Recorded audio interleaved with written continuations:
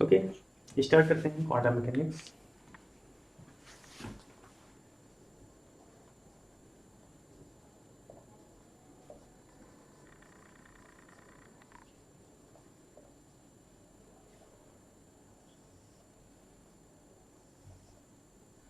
ठीक, सबसे पहले हम क्वांटम मैकेनिक्स के सिलेबस को डिस्कस करते हैं। ओके, तो देखिए, सबसे पहले तो इसकी बेसिक्स अच्छे से आनी चाहिए, तभी क्वांटम समझ में आएगी, अदरवाइज तो नहीं आ सकती, है ना। बेस क्वांटम का अच्छा होना चाहिए। Quantum mechanics in general student थोड़ा डरते हैं कि एक फोबिया बन गया है, क्वांटम मैकेनिक्स बहुत टफ है, बट अगर आपको अच्छे से इसकी बेसिक्स पता है, आपने अच्छे से पढ़ा है, प्रैक्टिस है, तो बहुत इंटरेस्टिंग सब्जेक्ट है रियली। और साइंस विजन वाले कभी क्वांटम से नहीं डरते। ओके, चलिए, तो पहला है चैप्टर होगा आपका basic quantum mechanics.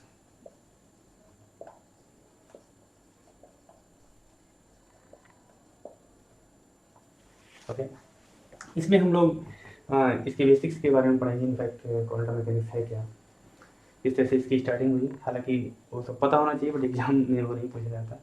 Wave function क्या है, प्रोबेबिलिटी क्या है, प्रोबेबिलिटी एम्पलीट्यूड क्या है, प्रोबेबिलिटी डेंसिटी क्या है, प्रोबेबिलिटी करंट डेंसिटी क्या है, एक्सपेक्टेशन वैल्यू क्या है, physically acceptable non acceptable wave functions क्या हैं। क्वांटम मैकेनिक्स में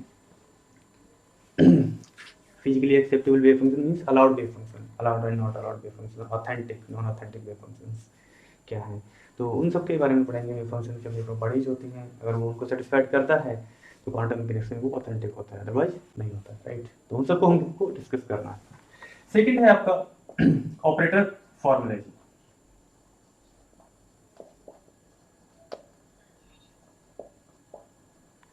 ये टूल्स है, आप इसको टूल बोल सकते हैं। ऑपरेटर्स क्या है, उनका हम किस तरह से यूज करते हैं क्वांटम मैकेनिक्स में, उन सब के बारे में हम लोगों को यहाँ पढ़ना है, राइट। थर्ड है आपका पोस्टुलेट्स ऑफ क्वांटम मैकेनिक्स।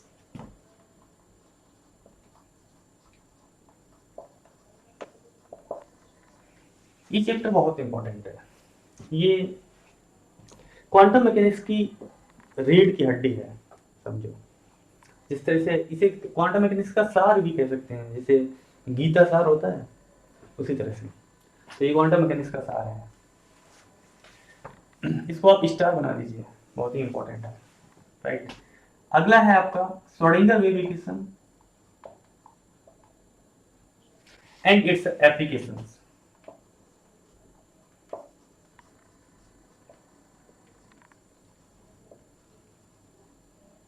ठीक है, ये एप्लीकेशंस हम 1D 2D एंड 3D तीनों में पढ़ेंगे, ठीक है। इसमें श्रोडिंगर वेव इक्वेशन क्या है, ये time independent wave equation, time dependent, right. इसके साथ साथ ये different different quantum mechanical systems, जैसे कि आपका इनफाइनाइट स्क्वायर वेल पोटेंशियल है, उसमें भी दो तरह के सिस्टम होंगे, asymmetric well, symmetric well, right. Harmonic oscillator, hydrogen atom, rigid rotator, etcetera, right. तो उन सारे सिस्टम्स के बारे में हमको स्टडी करना है, और श्रोडिंगर वेव इक्वेशन का यूज करके हमें एनर्जी आइगन वैल्यूज कैलकुलेट करनी है, जो पार्टिकल क्वांटम मैकेनिकल सिस्टम में कन्फाइंड है उनके लिए, राइट। वेव फंक्शन की भी स्टडी करेंगे। क्वांटम मैकेनिक्स में दो चीज़ें मेन है, एक तो क्वांटम मैकेनिकल सिस्टम, उसको डिस्क्राइब करने के लिए वेव फंक्शन होता है, और उसके अंदर जो पार्टिकल है उसकी एनर्जी कैलकुलेट करना। अल्टीमेटली हम देखेंगे कि क्वांटम मैकेनिक्स में हम एनर्जी को ही कैलकुलेट करेंगे, करते रहेंगे स्टार्टिंग से लेकर लास्ट तक। बस ये सिस्टम बदल देगा, सिस्टम को कॉम्प्लिकेटेड कर देगा। पहले कोई सिस्टम दे देगा, इसकी लिए एनर्जी आइगन वैल्यू कैलकुलेट करो, श्रोडिंगर वेव इक्वेशन का यूज करेंगे, एनर्जी आइगन वैल्यू कैलकुलेट करेंगे। उसके बाद में सिस्टम को कॉम्प्लिकेटेड कर देगा, मीन्स उसे पट आउट कर देगा, है ना।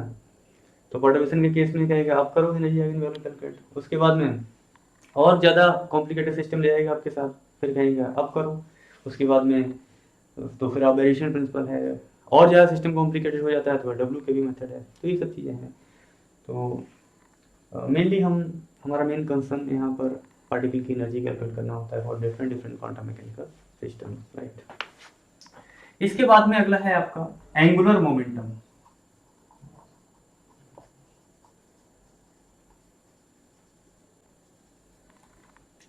And then spin angular momentum.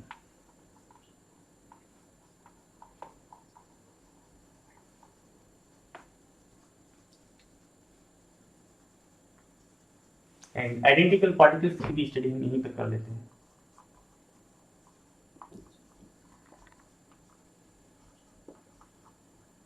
ठीक है, इसके बाद में हम पढ़ेंगे परटर्बेशन थ्योरी।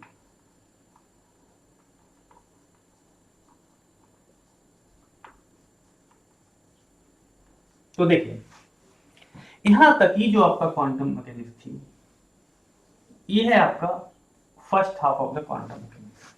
इसके बाद में इंटरवल समझ लो, और इस इंटरवल के बाद में स्टार्ट होता है second half of the quantum mechanics. इसकी स्टार्टिंग होती है परटर्बेशन थ्योरी से, राइट। तो देखिए अब परटर्बेशन थ्योरी क्या है। भाई सिस्टम को आपने पर्ट आउट कर दिया। पर्ट आउट करने का मतलब है डिस्टर्ब कर देना, यानी कि उसका जो पोटेंशियल था सिस्टम का, आपने उसको डिस्टर्ब कर दिया, उसमें कोई बम क्रिएट कर दिया या whatever you know, perturbation disturbance. ऐसे केसेस में क्या होता है कि सिस्टम की जो एनर्जी आइगन वैल्यूज है उनमें चेंजेस आ जाता है, और आपसे कहा जाता है कि वो चेंज को कैलकुलेट कीजिए। तो इस ऐसे इन हालात में श्रोडिंगर वेव इक्वेशन तो अपने हाथ खड़ी कर लेती है, वो बोलती है भाई नहीं, मैं मुझसे तो अब नहीं होने वाला। तब हम परटर्बेशन थ्योरी का यूज करते हैं और इसको अप्रोक्सीमेशन मेथड्स बोलते हैं। यानी इसके बाद की जब क्वांटम मैकेनिक्स स्टार्ट होगी तो अप्रोक्सीमेशन मेथड्स पर बेस्ड है, जिसमें परटर्बेशन थ्योरी, वेरिएशन प्रिंसिपल, डब्ल्यू के मेथड, वो सब इसी में आता है। जेटली की बुक में ये अप्रोक्सीमेशन नाम से मेंशन है। ओके, अब देखिए परटर्बेशन थ्योरी क्या है। इंटरेस्टिंग है, बहुत इंटरेस्टिंग है। देखिए ये दो तरह की है, टाइम इंडिपेंडेंट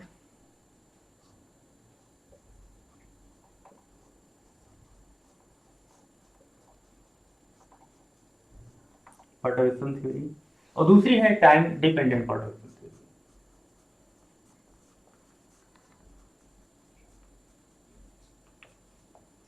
राइट। अब देखिए टाइम इंडिपेंडेंट जो परटर्बेशन थ्योरी, इसमें जो पोटेंशियल है वो टाइम पे डिपेंड नहीं करता, राइट। यहाँ पर पोटेंशियल टाइम पे डिपेंड करता है, और यही एक ऐसा केस है, आप पूरी क्वांटम मैकेनिक्स पे देखेंगे कहीं भी पोटेंशियल टाइम डिपेंडेंट नहीं होगा, बट यहाँ पर पोटेंशियल टाइम पर डिपेंड करेगा, राइट, जो हम सबसे लास्ट में पढ़ेंगे। अब टाइम इंडिपेंडेंट जो परटर्बेशन थ्योरी है ये भी दो तरह की है। इसमें दो तरह के केसेस हैं, non degenerate perturbation theory and degenerate perturbation theory, right. चलिए नॉन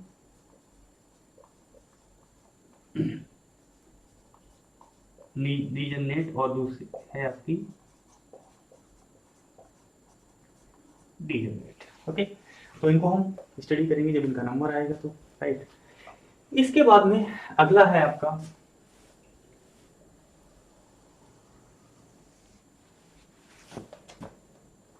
एट नंबर,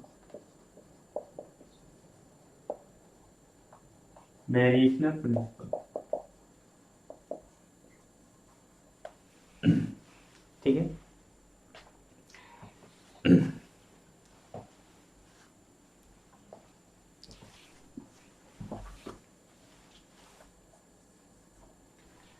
इसके बाद में अगला है आपका डब्ल्यू के बी मेथड।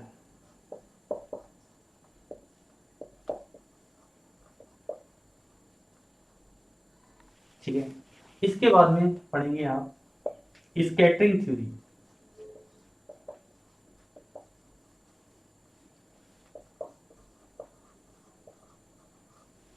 और सबसे लास्ट में आप पढ़ेंगे रिलेटिविस्टिक क्वांटम मैकेनिक्स।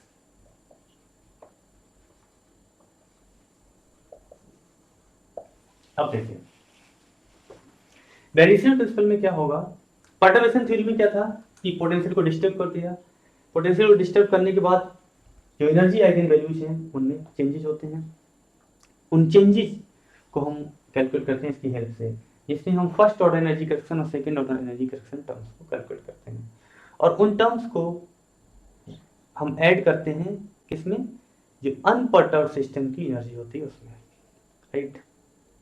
तो आपका जो पर्टर्ब सिस्टम है उसके लिए हम एनर्जी इस तरह से कैलकुलेट करते हैं, पर सिस्टम को पर्टर्ब करने के बाद जो उसकी एनर्जी होगी वो अनपर्टर्ब सिस्टम की एनर्जी प्लस जो करेक्शन टर्म्स हैं उनको हम उसके साथ ऐड कर देंगे। अब बात यहीं पर नहीं रुकती है, यहाँ पर तो आपको सिस्टम का पोटेंशियल पता था, परटर्बेशन पोटेंशियल को आपने यूज किया और इसका जो भी थ्योरी कहती है, इसका जो फॉर्मूला आपने यूज करके अपनी एनर्जी आइगन वैल्यू कैलकुलेट कर ली। बट इससे आगे बेरिशर, इससे आगे क्या होता है कि सिस्टम आपका और भी ज्यादा कॉम्प्लिकेटेड हो जाता है और उस केसेस में आपको सिस्टम का वेव फंक्शन नहीं पता होता। यहां तक आपको वेव फंक्शन पता था, अब सिस्टम ज्यादा कॉम्प्लिकेटेड है, आपको वेव फंक्शन उसका नहीं पता, एग्जैक्ट वेव फंक्शन नहीं पता है, तो उस केस में हम अप्रोक्सीमेट वेव फंक्शन का यूज करते हैं, जिसको ट्रायल वेव फंक्शन कहा जाता है। तो ट्रायल वेव फंक्शन क्या होता है, अप्रोक्सीमेट वेव फंक्शन होता है और उस अप्रोक्सीमेट वेव फंक्शन का हम यूज करके ग्राउंड स्टेट एनर्जी कैलकुलेट करते हैं। ठीक है, हमें सिस्टम का जो है हैमिल्टोनियन पता है, right, but exact wave function नहीं पता होता। फिर क्या हुआ, बात यहीं पर नहीं रुकी, अब सिस्टम और भी ज्यादा कॉम्प्लिकेटेड हो गया है, यानी कि अप्रोक्सीमेट वेव फंक्शन भी आपको नहीं पता है। लो अब क्या करोगे, या फिर ये कहो कि सिस्टम वही है और एक दूसरा मेथड भी तैयार हो गया कि अप्रोक्सीमेट वेव फंक्शन अगर नहीं पता है या नहीं है आपके पास तो दूसरे मेथड से भी आप उसको कैलकुलेट कर सकते हैं। वो मेथड है WKB मेथड और ये method based on quantization conditions, या डिफरेंट क्वांटाइजेशन कंडीशंस होती हैं, डिपेंड्स ऑन द सिस्टम। जिस तरह का सिस्टम होगा उसी के अकॉर्डिंग हम क्वांटाइजेशन कंडीशंस को चूज करेंगे और उन कंडीशंस को अप्लाई करके हम एनर्जी आइगन वैल्यू कैलकुलेट करेंगे। ठीक है, तो ये हमारा WKB मेथड है, राइट, इसमें हम पढ़ेंगे इनको जब इसका नंबर आएगा। इसके बाद में स्कैटरिंग थ्योरी है। स्कैटरिंग थ्योरी में आपको पढ़ना है, स्कैटरिंग एम्पलीट्यूड कैलकुलेट करना होता है। कोई भी टारगेट है, टारगेट पे बीम ऑफ पार्टिकल्स इंसिडेंट होते हैं, अब वो स्कैटर्ड होती है, तो जब वो स्कैटरिंग होगी तो वहां पर उसका जो स्कैटरिंग एम्पलीट्यूड है, राइट, वो आपको कैलकुलेट करना होगा। और ये जो स्कैटरिंग एम्पलीट्यूड होता है ये डिपेंड करता है the potential distribution on potential distribution, यानी क्रिस्टल के अंदर या जो मटेरियल है उसके अंदर पोटेंशियल का डिस्ट्रीब्यूशन कैसा है, क्या ये स्कैटरिंग किस पोटेंशियल में हो रही है। कहने का मीनिंग सिंपल सा ये होगा, in presence of the potential, तो वो युकावा पोटेंशियल हो सकता है, आपका कूलॉम पोटेंशियल हो सकता है, और भी डिफरेंट टाइप के पोटेंशियल होंगे। यानी कि ये स्कैटरिंग एम्पलीट्यूड पोटेंशियल पर डिपेंड करता है और पोटेंशियल आपको प्रॉब्लम में दिया होता है और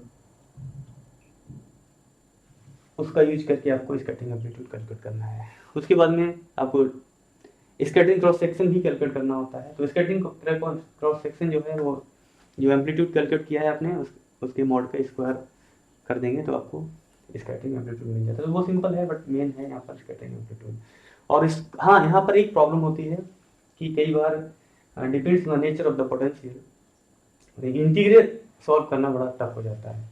तो उसमें कई बार गामा फंक्शन लगाने में आप लगाएंगे तो कैलकुलेशन लंबी होती हैं, या फिर लाप्लास ट्रांसफॉर्म का भी यूज करें तब भी कैलकुलेशन काफ़ी लंबी होती हैं। तो इस प्रॉब्लम को सॉल्व करने के लिए ये मैंने यहाँ पर इसके लिए एक ट्रिक बनाई है। एक्चुअली पिछले 3-4 साल से स्टूडेंट को ये प्रॉब्लम सॉल्व कराते कराते, इंटीग्रल सॉल्व कराते कराते एक दिन लगा कि इसके लिए कुछ नया होना चाहिए। तो ये काफ़ी मतलब एनालिसिस के बाद में इसके लिए मैंने एक फार्मूला बनाया है और जो ये इस पर मैंने खुद ही काम किया है, इसको मैंने नाम दिया है ओम्स स्कैटरिंग फार्मूला। तो उस फार्मूले का आप यूज करेंगे तो वो 2 लाइन में हो जाएगा, यानी कि 5 सेकंड लगेंगे उस प्रॉब्लम को सॉल्व करने में, जहाँ जिसके लिए सॉल्व करने में आपको 5 मिनट लगते थे, 5 मिनट से ज़्यादा भी लग सकते हैं। अगर इंटीग्रल और ज़्यादा टफ हो गया तो एटलीस्ट 5 मिनट तो लगते हैं अगर आपकी कैलकुलेशन काफ़ी अच्छी है तब। तो वो आप 5 सेकंड में करेंगे by using ohms scattering formula, right. तो डोंट वरी, क्वांटम मैकेनिक्स में बहुत सारी ट्रिक्स आपको मिल जाएंगी। मैं ये नहीं कहता कि पूरी क्वांटम मैं ट्रिक से करा दूंगा, इट्स नॉट पॉसिबल, बट काफ़ी प्रॉब्लम्स ट्रिक से आप लोग कर सकते हैं, राइट। तो डोंट वरी। उसके बाद आप बात करेंगे रिलेटिविस्टिक क्वांटम मैकेनिक्स की। तो रिलेटिविस्टिक क्वांटम मैकेनिक्स जो है आपकी यहाँ आप पेन गार्डन इक्वेशन, ड्राइट इक्वेशन, उन सब का यूज करेंगे। हालांकि यहाँ से क्वेश्चंस एग्जाम में बहुत कम ही पूछे जाते हैं। अभी तक जो है एक ही क्वेश्चन यहाँ से पूछा गया है, एक ही पूछा है, ठीक है। तो बट ठीक है, सिलेबस में है तो पढ़ना है, इसको भी पढ़ना है। तो यहाँ से कंक्लूजन ये निकला कि इसमें आपका ये बेसिक है, ये तो आना ही चाहिए हर हाल में, और यहाँ से क्वेश्चन भी पूछे जाते हैं, ये भी खास बात है। तो आपका ये चैप्टर तो है ही इंपॉर्टेंट, ये करना है, ऑपरेटर पता होना चाहिए। पोस्टुलेट्स ये आपका मोस्ट इंपॉर्टेंट चैप्टर है, एनी हाउ करना ही करना है, बहुत जरूरी है। श्रोडिंगर वेव इक्वेशन, ये एप्लीकेशन इंपॉर्टेंट है, करना है। Angular momentum and spin angular momentum, यहाँ से क्वेश्चन बनता है हर बार, इन दोनों में से एक ने क्वेश्चन बन जाएगा, सेक्शन बी में भी, सी में भी, तो ये भी इंपॉर्टेंट है। इसके बाद में परटर्बेशन थ्योरी बहुत इंपॉर्टेंट है। टाइम इंडिपेंडेंट से तो क्वेश्चन कम पूछे जाते हैं, बट ये टाइम टाइम डिपेंडेंट से क्वेश्चन कम पूछे जाते हैं, टाइम इंडिपेंडेंट से क्वेश्चन बहुत पूछे जाते हैं। नॉन डिजनरेट परटर्बेशन थ्योरी का एक क्वेश्चन आता ही आता है, तो आप इसको आप मान सकते हैं इंपॉर्टेंट, स्टार बना दीजिए। Variation principle most important, star बना लो। डब्ल्यू के भी स्टार बना लो, इन दोनों से क्वेश्चन आते ही आते हैं। स्कैटरिंग थ्योरी भी इंपॉर्टेंट है आपकी, ठीक है। पोस्टुलेट पे आप डबल स्टार बनाओ, अगर यहाँ भी स्टार बनाया है तो, ठीक है। तो ये टॉपिक्स हैं आपके क्वांटम मैकेनिक्स के, ठीक है। तो आप क्वांटम मैकेनिक्स के सिलेबस से फैमिलियर हुए। हालांकि इस सिलेबस के साथ साथ मैंने टॉपिक्स को डिस्कस किया है, एक ब्रीफ आइडिया तो आपको मिल ही गया है क्वांटम मैकेनिक्स के बारे में, ठीक है। तो अब हम स्टार्ट करते हैं इसका पहला चैप्टर, बेसिक क्वांटम मैकेनिक्स, ठीक है। तो करें स्टार्ट, चलिए।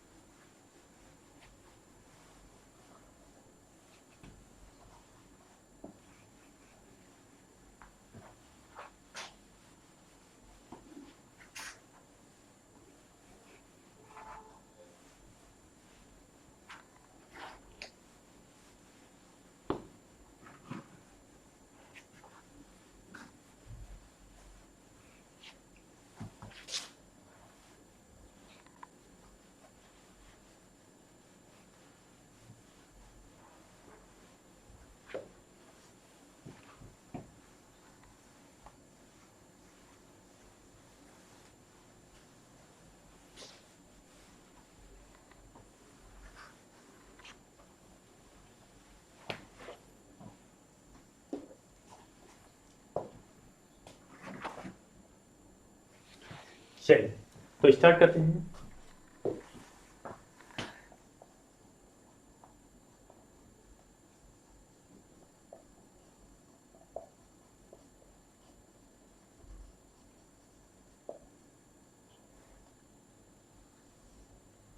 बेसिक क्वांटम मैकेनिक्स, इसमें देखिए सबसे पहले तो आप समझिए ये क्वांटम मैकेनिक्स इनफैक्ट है क्या, और ये क्लासिकल मैकेनिक्स और क्वांटम मैकेनिक्स का डिफरेंस क्या है।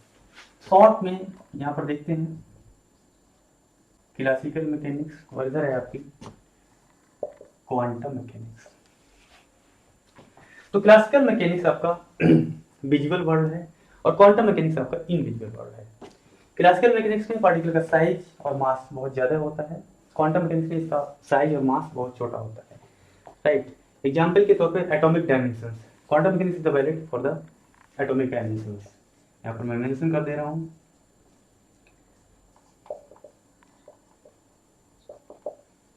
एटॉमिक डायमेंशंस मींस जैसे आपका ये न्यूक्लियस है, न्यूक्लियस के अराउंड कोई इलेक्ट्रॉन है, ये v वेलोसिटी से मूव कर रहा है, राइट। ये डिफरेंट डिफरेंट ऑर्बिट्स में इलेक्ट्रॉन मूव करता है। तो ये आपका जैसे कि हाइड्रोजन एटम का केस है, इसी के साथ साथ आपका इनफाइनाइट स्क्वायरल पोटेंशियल है, 0 से l इसकी आप लेंथ मान लीजिए, बाउंड्रीज पे पोटेंशियल आप इनफाइनाइट मान लीजिए, इसके अंदर कोई पार्टिकल है ये मूव कर रहा है टू एंड फ्रो, राइट, इसके अंदर का पोटेंशियल 0 होता है। तो ये आपका सिस्टम है इनफाइनाइट स्क्वायरल पोटेंशियल का। तो ये इनको आप अपने नेट आई से नहीं देख सकते, राइट। ठीक है ना, क्योंकि साइज इसका बहुत छोटा होता है। एटॉमिक डायमेंशंस का मीनिंग आप समझ ही रहे हैं, 10 to the power -10, राइट, -15।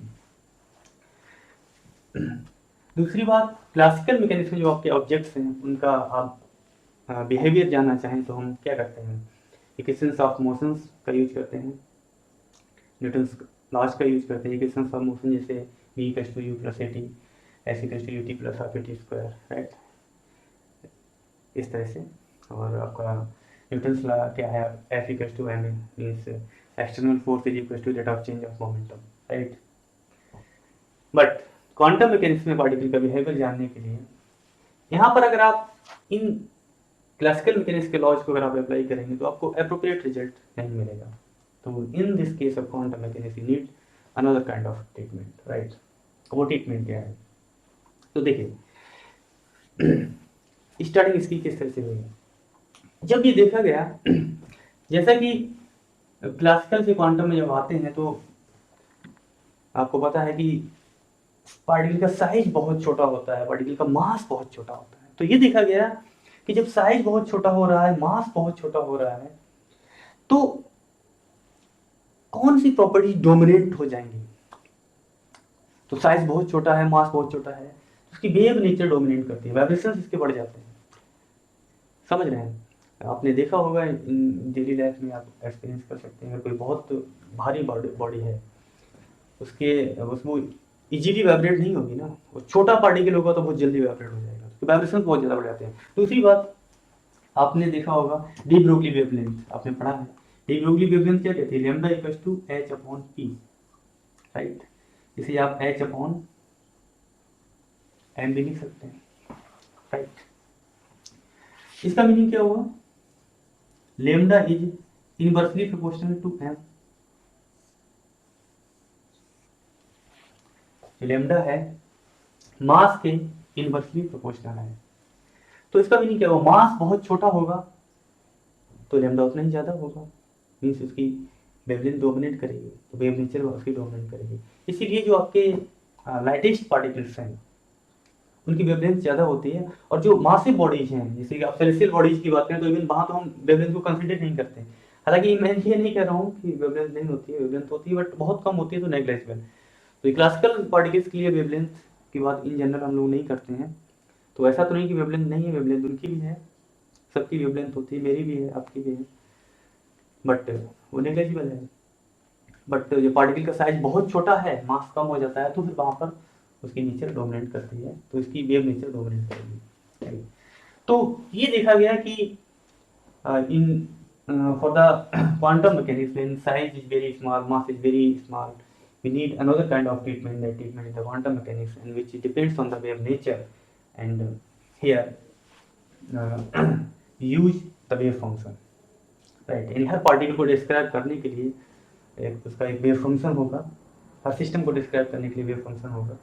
और श्रोडिंगर ने इस इक्वेशन दी, जिसे श्रोडिंगर वेव इक्वेशन कहा जाता है, और उस वेव इक्वेशन का हम यूज करते हैं क्वांटम मैकेनिक्स में पार्टिकल के बिहेवियर को जानने के लिए,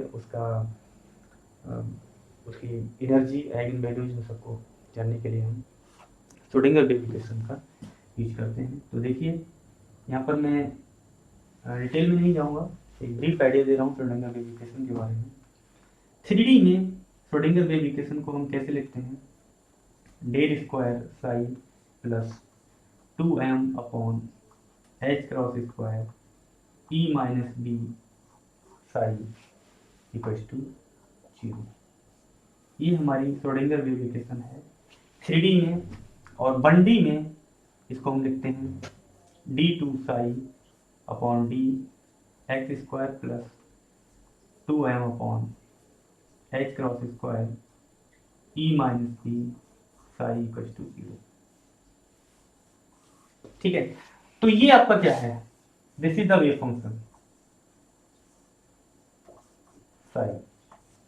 यही इंपॉर्टेंट है क्वांटम मैकेनिक्स में। अगर वेव फंक्शन की आपको सही समझ नहीं है तो क्वांटम मैकेनिक्स आपको समझ में नहीं आएगी, तो बहुत दिक्कत आ गई है, राइट। तो इसको अच्छे से समझना है, वेव फंक्शन है क्या। तो बात करते हैं वेव फंक्शन से, ठीक है। चलिए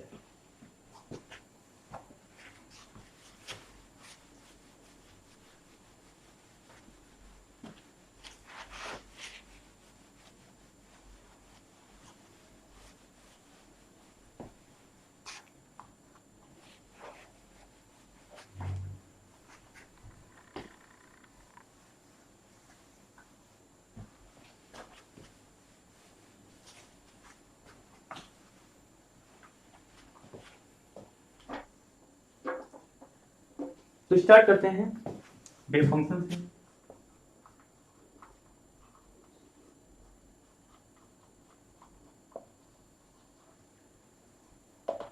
वेव फंक्शन को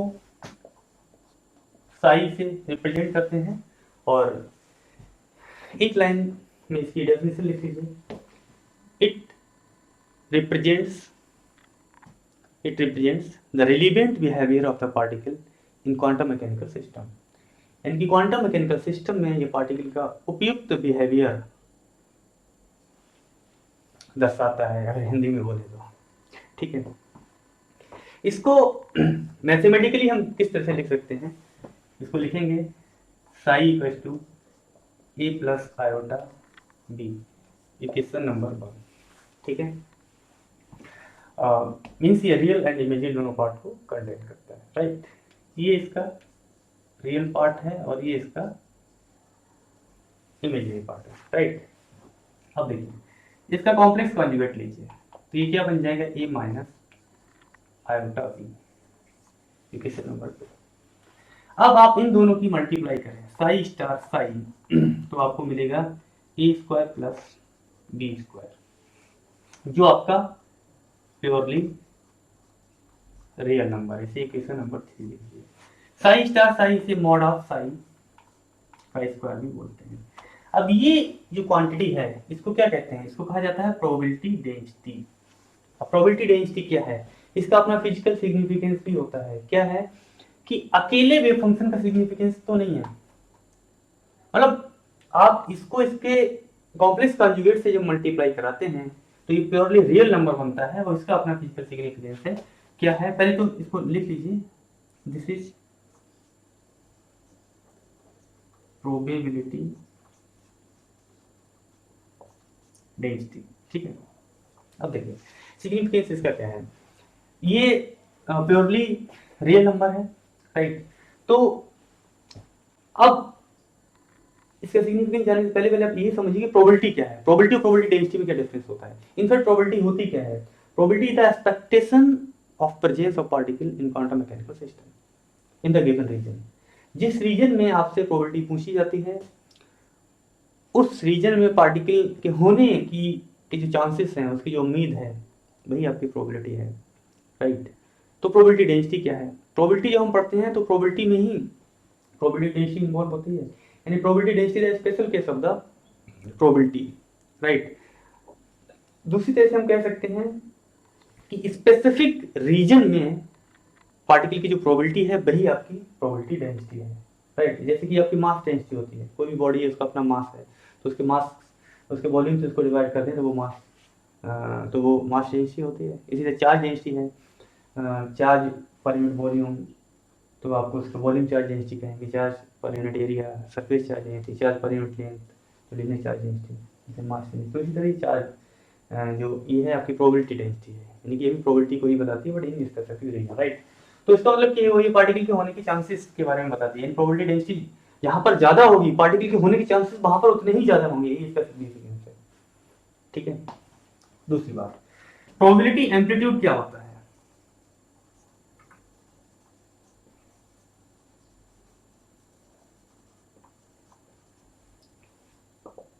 इसे मॉड ऑफ साई को प्रोबेबिलिटी एम्पलीट्यूड कहते हैं। तो मॉड ऑफ साई लिखा है, इसका मतलब क्या है? रूट ए स्क्वायर प्लस बी स्क्वायर, इसे आप प्रोबेबिलिटी एम्पलीट्यूड कहेंगे।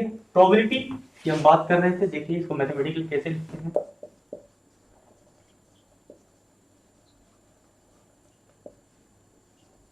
समझिए, प्रोबेबिलिटी को P इक्वल टू ये होता है integral psi star psi into d tau. ठीक है, अब यहाँ पे देखिए साई स्टार साई क्या है? प्रोबेबिलिटी डेंसिटी है, तो प्रोबेबिलिटी डेंसिटी इन्वॉल्व है। दैट मींस ये special probability density special case है प्रोबेबिलिटी का। अब यहाँ पर इसकी जो लिमिट है इंटीग्रल की, वो डिसाइड होगी कि किस रीजन में प्रोबेबिलिटी आपसे पूछी गई है। जैसे एग्जांपल के तौर पे ये आपका इनफाइनाइट स्क्वायर पोटेंशियल है, ठीक है, 0 से L मान लीजिए इसकी विड्थ है, इसके अंदर पार्टिकल है, ये मूव कर रहा है, इसके अंदर का पोटेंशियल 0 है, तो पार्टिकल जो है, अगर वो 0 से L के केस में प्रोबेबिलिटी पूछता है तो आप इसकी लिमिट 0 से L ले लीजिए। हालांकि इस केस में 100% प्रोबेबिलिटी होगी क्योंकि पार्टिकल इसको क्रॉस करके नहीं जा सकता, ठीक है। अगर 0 से L/2 में कहता है तो आप लिमिट 0 से L/2 ले लीजिए। L/0 से L/4 में पूछता है तो लिमिट 0 से L/4 लेंगे। अगर L/4 से L/2 इस रीजन में पूछता है तो प्रोबेबिलिटी की लिमिट L/4 से L/2 लेंगे, ठीक है। वो प्रॉब्लम डिस्कस करेंगे तो बात करेंगे। दूसरी बात, यहाँ पर डी टाउ क्या है?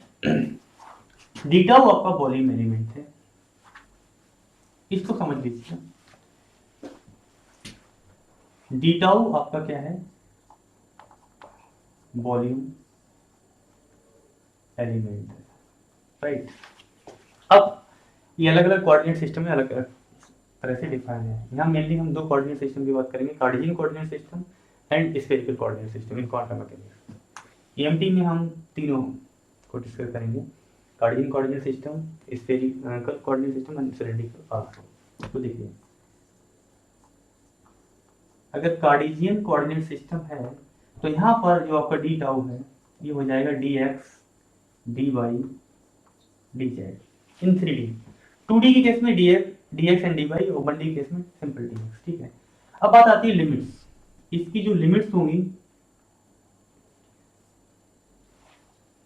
तो कहां से कहां तक जाएगी? जो x एक्सिस की जो लिमिट है x की वो -∞ टू +∞ तक जाता है, y भी आपका -∞ से +∞ तक, और z भी आपका -∞ से +∞ तक जाता है, ठीक है। अब देखिए, दूसरा है आपका स्फेरिकल। स्फेरिकल में जो वॉल्यूम एलिमेंट है डी टाउ ये होता है, ठीक से लिख लीजिए,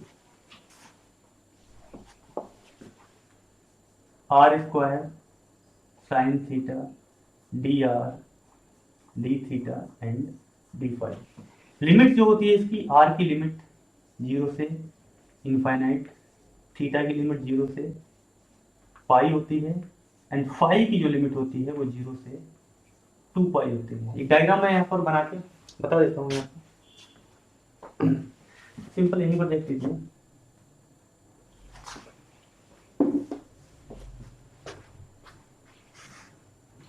इसको इस तरह से समझिए। ये आपका x एक्सिस, ये y एक्सिस और ये आपका z एक्सिस होगा, ठीक है। ये ओरिजिन। तो जो कार्टेशियन कोऑर्डिनेट सिस्टम है उसमें लिमिट ये -∞ से +∞, ये -∞, ये आपका +∞, ये माइनस और ये आपका प्लस, इसी तरह z। अब यहाँ पर आपको कोई पार्टिकल है, सपोज कीजिए कार्टेशियन कोऑर्डिनेट सिस्टम में आप उसे x y z इसे लिख सकते हैं, ठीक है ना। That means x axis, y axis और z एक्सिस तीनों पे आपको ट्रेवल करना पड़ेगा। अब स्फेरिकल में इसे रिप्रेजेंट कैसे करेंगे? स्फेरिकल में ये आपका r, ये तो आपका सेंटर है, तो सेंटर से ये जो पॉइंट P है इसको पोजीशन वेक्टर बोलते हैं, राइट। तो ये जो r है, अब यहाँ इसके पास जो चॉइस है वो क्या है? देखिए, पहले मैं इसे स्फेरिकल में भी लिख देता हूँ, r थीटा फाई। इन कार्टेशियन कोऑर्डिनेट सिस्टम में 3 वेरिएबल हैं x y z, स्फेरिकल में भी 3 वेरिएबल हैं, वो है r थीटा फाई, ठीक है। तो r की जो रेंज है 0 से इनफाइनाइट तक जाती है, यानी इस पॉइंट को आप इनफाइनाइट तक ले जा सकते हैं, तो इसीलिए इसकी लिमिट 0 से इनफाइनाइट है। ये जो एंगल होता है ये थीटा होता है और इसकी रेंज यहाँ से यहाँ तक यानी 180, 0 से पाई। अब इसका आप प्रोजेक्शन देखें फर्स्ट पर, फ्लोर पे नीचे, यानी कि ये जो कोई पॉइंट है इसको अगर आप नीचे इस तरह से ले जाते हैं दिस, तो ये जो एंगल है दिस इज फाई, और ये पूरा 360 का रोटेशन होगा, यानी फर्स्ट पर इस तरह से पूरा। तो इसीलिए फाई की लिमिट जो है 0 से 2 पाई होती है, ठीक है। तो यहाँ पर आपको ध्यान रखना है कि सिस्टम कौन सा है या वेव फंक्शन किस सिस्टम में दिया हुआ है। कार्टेशियन कोऑर्डिनेट सिस्टम है तो वॉल्यूम एलिमेंट ही है, लिमिट्स ये रहेंगी। स्फेरिकल कोऑर्डिनेट सिस्टम में वॉल्यूम एलिमेंट आप यूज करेंगे ये वाला, और लिमिट्स ये यूज करेंगे। जब हम न्यूमेरिकल प्रॉब्लम सॉल्व करेंगे तब हमको इनकी नीड होगी, और हमको ध्यान रखना है इस सिस्टम को समझना है कि कौन सा स्फेरिकल में है कौन सा कार्टेशियन में है, उसी के अकॉर्डिंग आप लिमिट लेंगे, राइट। और इसमें कार्टेशियन कोऑर्डिनेट सिस्टम में अगर लिमिट नहीं दी है तो आप जनरल लिमिट लेंगे, जनरल लिमिट ही होती है, या फिर सिस्टम की लिमिट दी होगी, जैसे इनफाइनाइट स्क्वायर पोटेंशियल होता है तो वहाँ लिमिट पता है, बताया होगा आपको कि 0 से L उसकी विड्थ है, या 0 से 2L है या 3L है, तो उसके अकॉर्डिंग आप लिमिट ले लीजिए।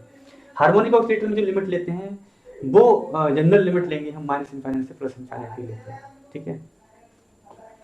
तो ये है, तो ये रहे आपके बेसिक्स में इनकी बात कर रहा था, प्रोबेबिलिटी डेंसिटी। अब यहाँ पर ये आपका प्रोबेबिलिटी एम्पलीट्यूड था। अब देखिए इसके साथ ही साथ एक टर्म और है, वो है आपका प्रोबेबिलिटी करंट डेंसिटी, उसको समझ लीजिए। बहुत सारे स्टूडेंट तो इसी में कंफ्यूज रहते हैं कि प्रोबेबिलिटी एम्पलीट्यूड है क्या, प्रोबेबिलिटी और प्रोबेबिलिटी डेंसिटी में डिफरेंस नहीं पता होगा, पर प्रोबेबिलिटी डेंसिटी और प्रोबेबिलिटी करंट डेंसिटी में क्या डिफरेंस है, वो उन दोनों में एक समझ बैठते हैं। तो अगर ऐसा है तो फिर प्रॉब्लम है, उनकी ये डिफरेंट डिफरेंट जो टर्म्स हैं इनको आपको अच्छे से समझना है, ये हैं क्या, इनमें सिमिलरिटी क्या है और डिसिमिलरिटी क्या है, ठीक है, ये अच्छे से पता होना चाहिए। तो देखिए प्रोबेबिलिटी करंट डेंसिटी क्या है आपका, इसको भी मैं यहाँ पे अरेंज कर देता हूँ तो स्पेस बन जाएगा।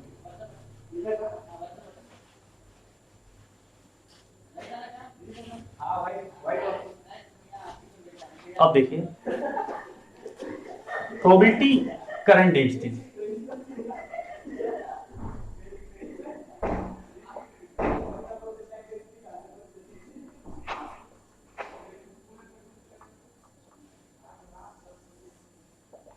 प्रोबेबिलिटी करंट डेंसिटी क्या है, इसे हम इन जनरल जे से रिप्रेजेंट करते हैं।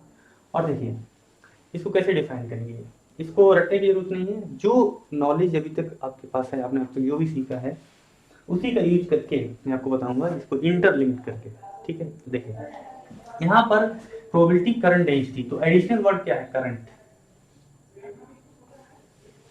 अदरवाइज ये प्रोबेबिलिटी डेंसिटी है। अब यहां से इसकी डेफिनेशन समझ में आएगी, ठीक। तो आपको पता है करंट का मीनिंग क्या होता है, flow of charge, electricity magnetism में बात करें फ्लो ऑफ इलेक्ट्रॉन्स, राइट। तो फ्लो ऑफ चार्ज ही आपका करंट होता है। तो यहाँ किस चीज का फ्लो हो रहा है, इनफैक्ट जो इसकी डेफिनेशन है वो ये है कि प्रोबेबिलिटी करंट डेंसिटी बताती है वेरिएशन इन प्रोबेबिलिटी और flow in probability density, right. तो कैसे ये वेरिएशन क्यों हो, देखिए समझिए, इसको समझ लीजिए कि जैसे आपकी सपोज कीजिए आपका इनफाइनाइट स्क्वायर पोटेंशियल है, ठीक है, 0 से L इसकी लेंथ है, इसके अंदर ये पार्टिकल है, ये मूव कर रहा है। तो अगर मैं आपसे कहूँ कि 0 से L की रेंज में प्रोबेबिलिटी बताइए तो आप कहोगे 1, तो 100% चांसेस होंगे पार्टिकल इसे क्रॉस करके जा सकता नहीं है, इसमें कन्फाइंड होगा, तो डेफिनेटली 100% चांसेस हो गए। अगर मैं आपसे कहूँ कि L/2 में बताइए तो 1/2 यानी कि 0.5 यानी कि 50% चांसेस हो गए। अगर मैं कहूँ कि L/4 में बताइए तो आप कहोगे 1/4 मीन्स 0.25 मीन्स 25% चांसेस हो गए। तो ये क्या है आपका स्पेस कोऑर्डिनेट, एक्स एक्सिस के अलाउंग जब आप जा रहे हैं तो प्रोबेबिलिटी में लगातार वेरिएशंस हो रहे हैं ना, तो इन वेरिएशंस की जो स्टडी है वो आपकी प्रोबेबिलिटी करंट डेंसिटी है, यानी कि इसमें जो फ्लो हो रहा है, flow of the probability density, that is the probability density, probability current density, right. So that means this probability current density is proportional to, और क्योंकि इसका फ्लो हो रहा है तो आप इसको ऐसे लिख सकते हैं J equals to B mod of psi का स्क्वायर, ठीक है। अब देखिए इसे इक्वेशन नंबर 1 दीजिए,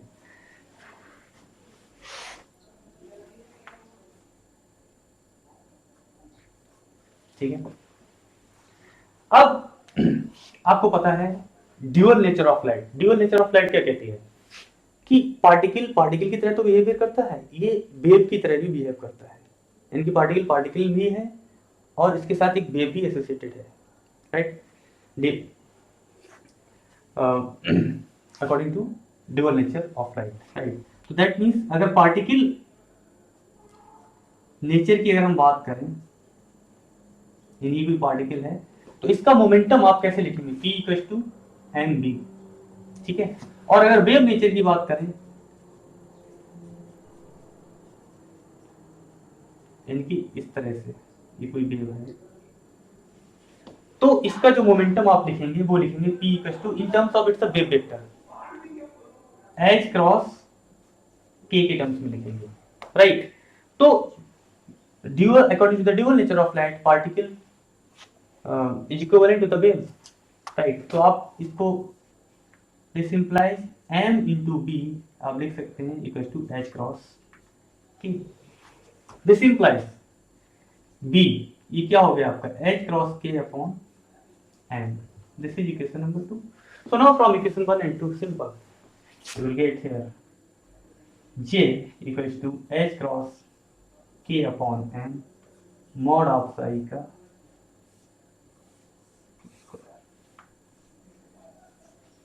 got it।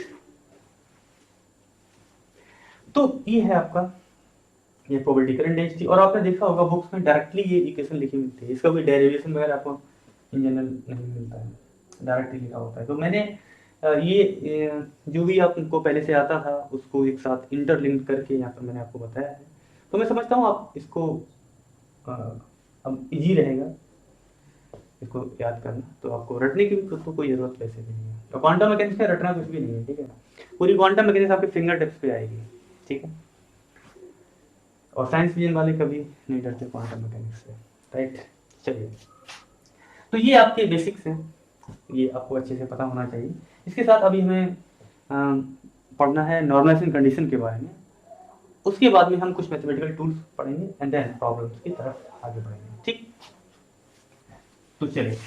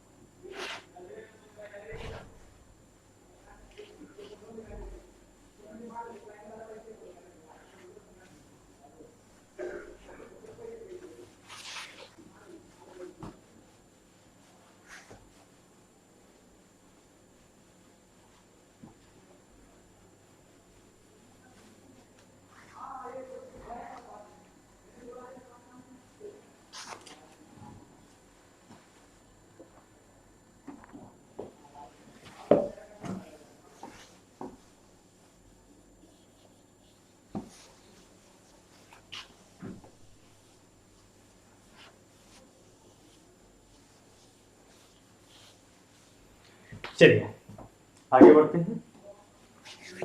नॉर्मलाइजेशन कंडीशन,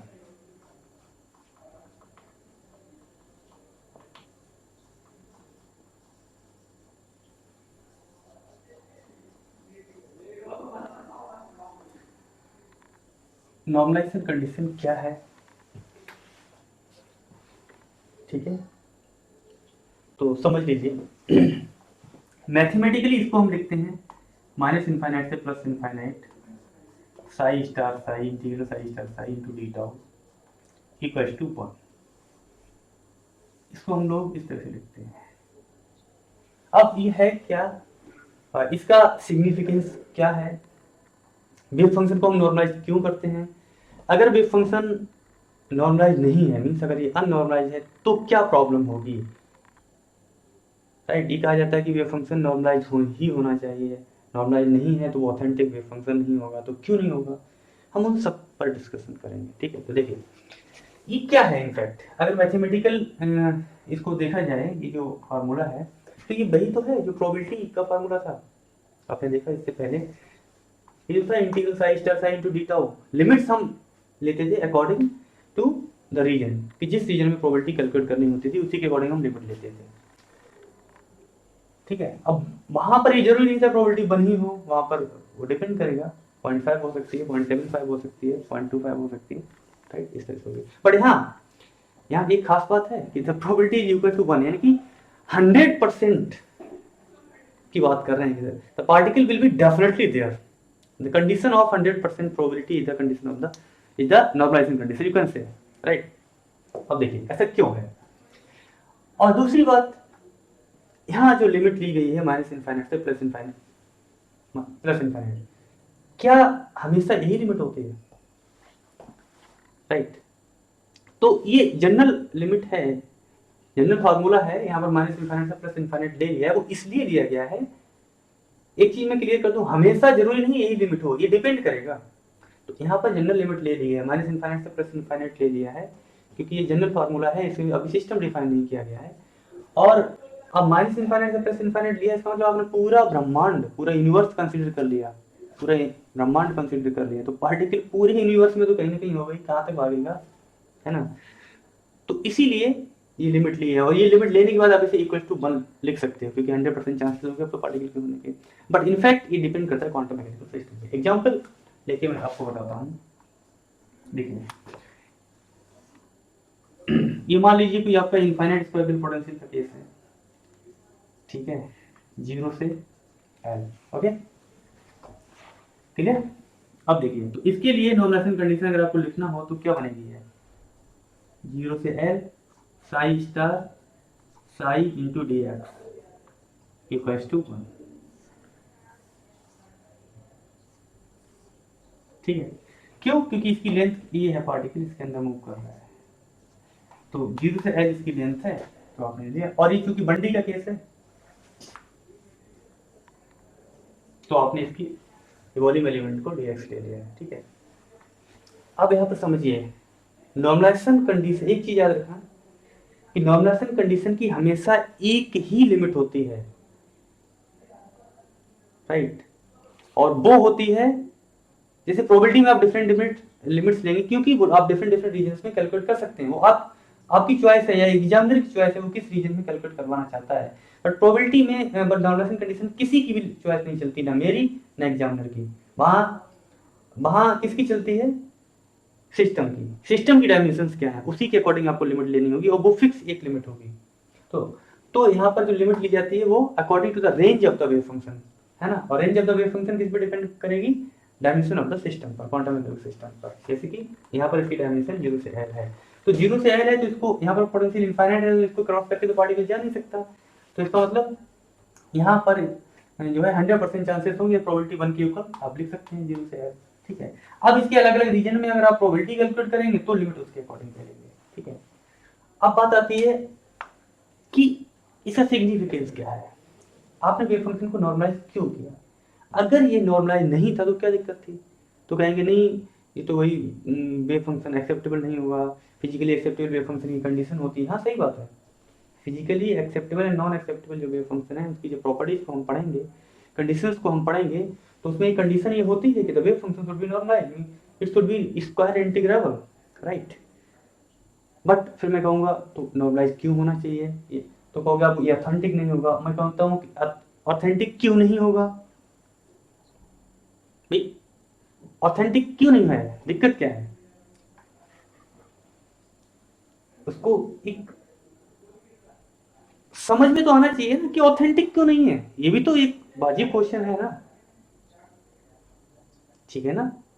आप दिल्ली में आते हो यहाँ रहने के लिए, कहीं रूम लेने जाते हो किसी के यहाँ, तो वो मकान मालिक भी आपसे पहले वेरिफिकेशन करवाता है कि भाई आप कहाँ से आए हो, किस पर्पज के लिए आए हो, ठीक है ना। जिस जगह से आए हो वो फॉर्म फिलअप करवाता है ना, तो कहाँ से मतलब किस स्टेट से हो, किस डिस्ट्रिक्ट से हो, हाउस नंबर वगैरह, फिर मदर फादर का सारा नाम है ना, सब फिलअप करवा लेता है, पूछ लेता है।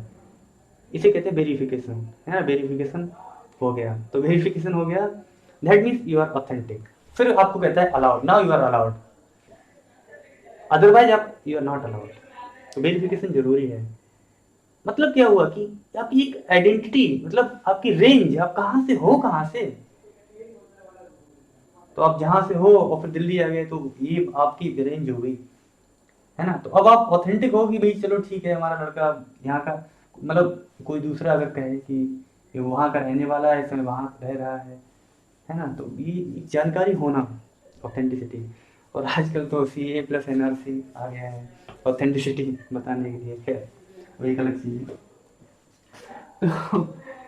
तो वो वेरिफिकेशन करता है, जब वो वेरिफिकेशन करता है तभी आप ऑथेंटिक कहलाते हो। तो क्वांटम मैकेनिक्स में भी यही है एग्जैक्टली कि वेरिफिकेशन होना जरूरी है। तो वेरिफिकेशन तभी होगा जब आप नॉर्मलाइज है, आप नहीं मतलब वेव फंक्शन, तो वेव फंक्शन नॉर्मलाइज्ड है। वेव फंक्शन नॉर्मलाइज्ड है, इसका मीनिंग ये हुआ कि उसकी बाउंड्रीज जो है वो क्लियर है, मीन्स वेव फंक्शन कहाँ से स्टार्ट हुआ और कहाँ पर उसका एंड हुआ ये पता है। जब ये पता है तो वो ऑथेंटिक है। ऐसा इसलिए क्योंकि अगर मान लीजिए बाउंड्रीज क्लियर नहीं है तो आप को पार्टिकल के बारे में एग्जैक्ट बिहेवियर उसका आप नहीं जान सकते, आपको प्रॉपर इंफॉर्मेशन आपको नहीं मिलेगी, राइट। और आपको ये पता है ये वेव फंक्शन कहाँ से स्टार्ट हो रहा है, कहाँ पे इसका एंड हो रहा है, तो आपको इंफॉर्मेशन मिलेगी, यानी तब वो नॉर्मलाइज्ड है। और नॉर्मलाइज्ड है तो बाउंड्रीज तो क्लियर ऑलरेडी हो गई। क्यों हो गई? क्योंकि जब आपने उसको नॉर्मलाइज किया तो आपने लिमिट लगाई ना, इनिशियल और फाइनल लिमिट, तभी तो आपने नॉर्मलाइज किया होगा। अगर आपको इनिशियल फाइनल लिमिट ही नहीं बताया तो आप नॉर्मलाइज करें ही नहीं, और आपने नॉर्मलाइज कर दिया इसका मतलब पता थी, तो फिर ठीक है, ऑथेंटिक हो गया। हालांकि ऑथेंटिक होने के लिए और भी कुछ कंडीशंस हैं, लेकिन ये कंडीशन भी एक कंडीशन होती है, ठीक है। तो इसका यूज करते हैं हम वेव फंक्शन को नॉर्मलाइज करने के लिए। और याद रखना वेव फंक्शन हमेशा नॉर्मलाइज होना चाहिए क्वांटम मैकेनिक्स में, अगर नहीं है तो कर लीजिए। और चेक कैसे करेंगे, कोई भी फंक्शन अगर नॉर्मलाइज है तो ये इंटीग्रल आप करेंगे साई स्टार साई और डी टाउ या डी एक्स जो भी है इंटीग्रल है, तो ये हमेशा बन के ऊपर आएगा। उसको चेक करने का तरीका है, तो आपसे चेक कर सकते हैं, ठीक है। तो ये जो है बेसिक्स थे क्वांटम मैकेनिक्स के, जिनको आपने समझा। आगे हम पढ़ेंगे देखिए कुछ बेसिक मैथमेटिक्स है जिसका हम यूज करते हैं क्वांटम मैकेनिक्स में, तो पहले उनके बारे में स्टडी कर लेते हैं, देन हम आगे बढ़ेंगे।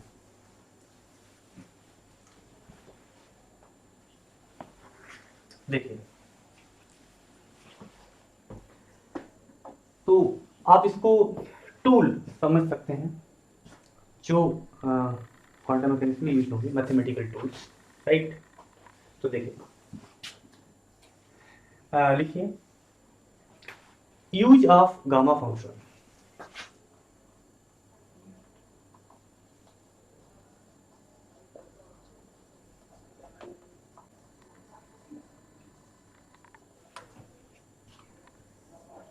ठीक है, use of gamma function.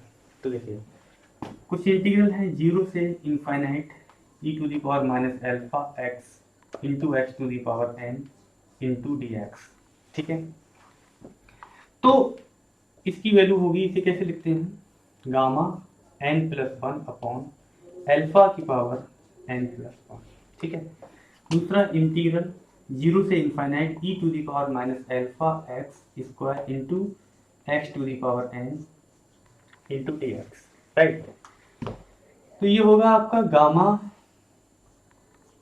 n plus one upon two into alpha to the power n plus one upon two, ठीक है। इसके अलावा एक जनरल फॉर्मूला है 0 से infinite e to the power minus alpha x to the power m into x to the power n into D x. तो ये हो जाएगा gamma n plus one upon m into alpha to the power n plus one upon m, ठीक है। इनका आपको use करना है। अब आगे देखिए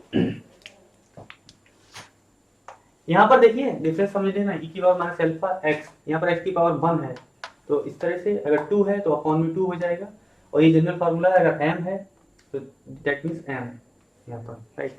अब आगे देखिए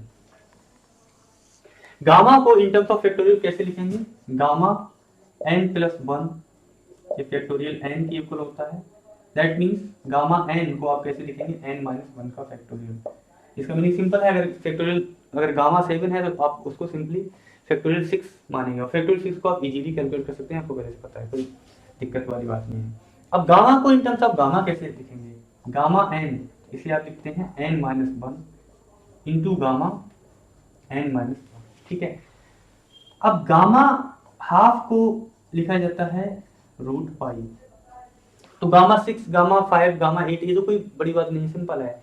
बट गामा 5/2 आएगा तो कैसे उसको लिखेंगे, उसकी वैल्यू क्या होगी, तो आप इस फॉर्मूले का यूज करेंगे। तो देखिए अगर गामा 5/2 है तो इसका यूज कीजिए, एक कम करके लिखना है, तो 5/2 माइनस 1 मीन्स 3/2, उसके बाद में 3/2 ऐसे लिख सकते हैं।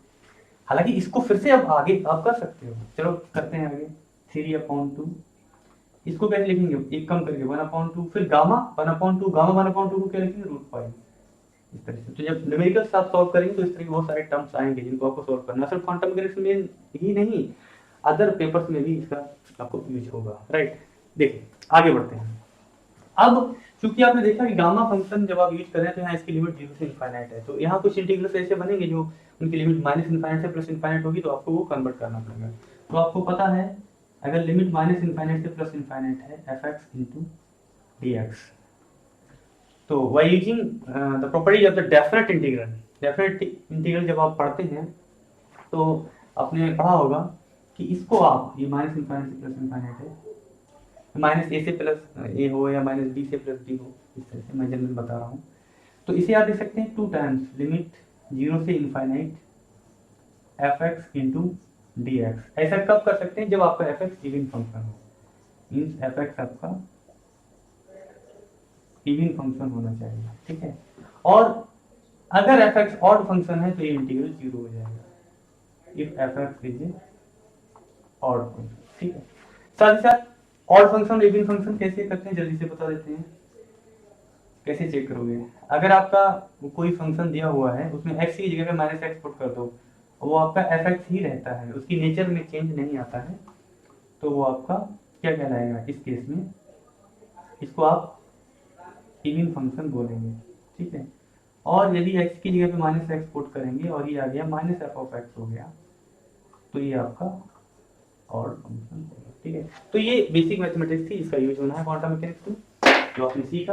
अब हम आगे बढ़ते हैं न्यूमेरिकल प्रॉब्लम्स की तरफ।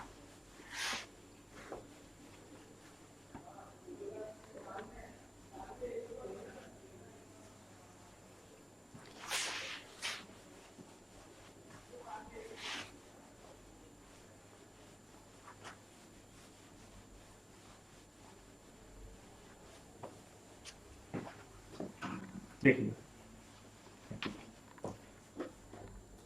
प्रॉब्लम्स,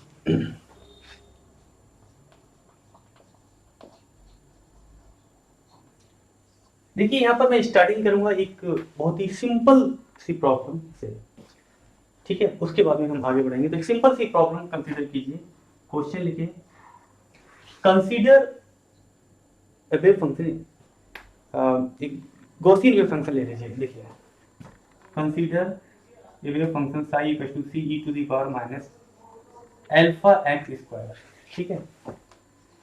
x की लिमिट ले लीजिए, रेंज -∞ टू +∞, राइट।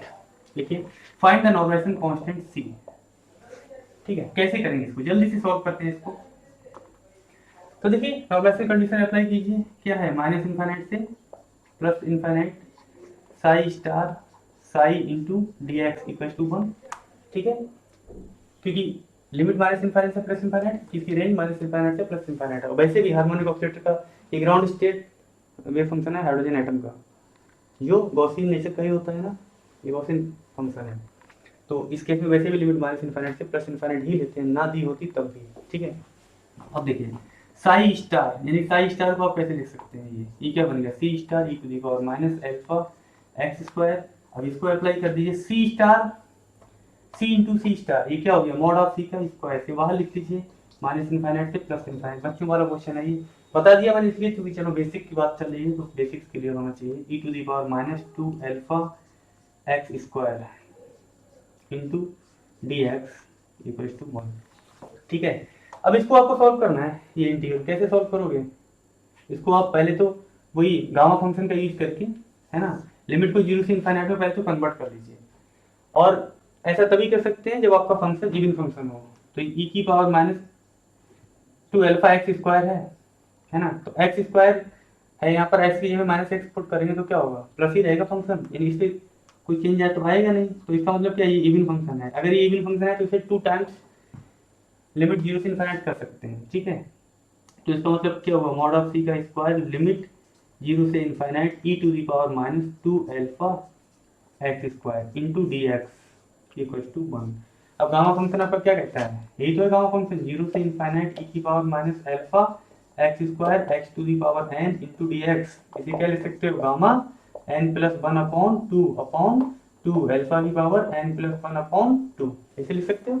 ठीक है, तो लगाइए यहाँ पर। अब यहाँ पर बात आती है इसके साथ कंपेरिजन की, यहाँ x to the power n होता है, यहाँ पर नहीं है, तो एक्स की पावर जीरो तो लिख ही सकते हो, किसी की पावर जीरो हो, वन होता है तो वन से मल्टीप्लाई किया तो कोई इफेक्ट नहीं पड़ेगा।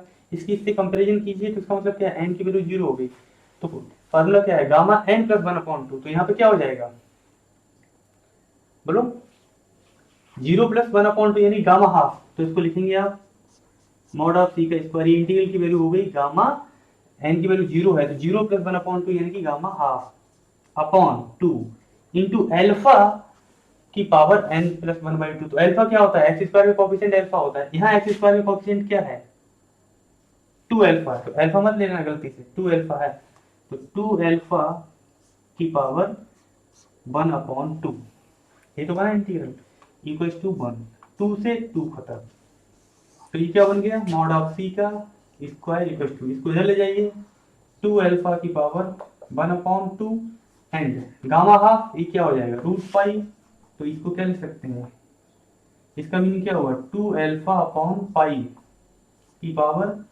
वन अपॉन टू लिख सकते हैं, और mod of c equal to लिख सकते हैं टू अल्फा अपॉन पाई की पावर वन अपॉन फोर। ठीक है, तो ये है आपका नॉर्मलाइजेशन कांस्टेंट इस पर्टिकुलर केस के लिए। ठीक है, तो इसका मीनिंग क्या हुआ, साई इक्वल टू आप लिख सकते हैं टू अल्फा अपॉन पाई की power one upon four e to the power minus alpha x square, ये आपका नॉर्मलाइज्ड वेव फंक्शन हो गया।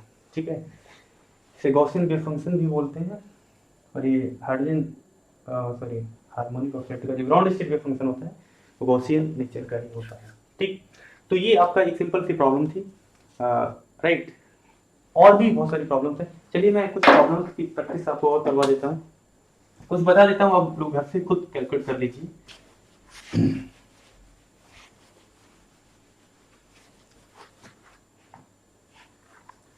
क्वांटम मैकेनिक्स बहुत ही इंटरेस्टिंग पेपर है, अगर इसको अच्छे से पढ़ा जाए, अच्छे से समझा जाए तो बहुत इंटरेस्टिंग है। एक पढ़ाने वाला होना चाहिए और पढ़ने वाला भी होना चाहिए, और आपका अपना पर्सनल इंटरेस्ट होना चाहिए, तो अच्छा पेपर है, स्कोरिंग भी है, समझ में आ जाए तो बहुत अच्छा है, ना समझ में आए तो फिर कुछ भी नहीं, यही होता है ना। चलिए कुछ प्रॉब्लम्स और लेते हैं, आप लोग अपने आप सॉल्व कर लीजिएगा इनको। क्वेश्चन नंबर 1 है, देखिए psi equal to A sine N pi x upon l. ठीक है, यहाँ पर आपको नॉर्मलाइजेशन कांस्टेंट ए कैलकुलेट करना है। ठीक है, दूसरा क्वेश्चन है psi equal to A sine two N pi x upon L.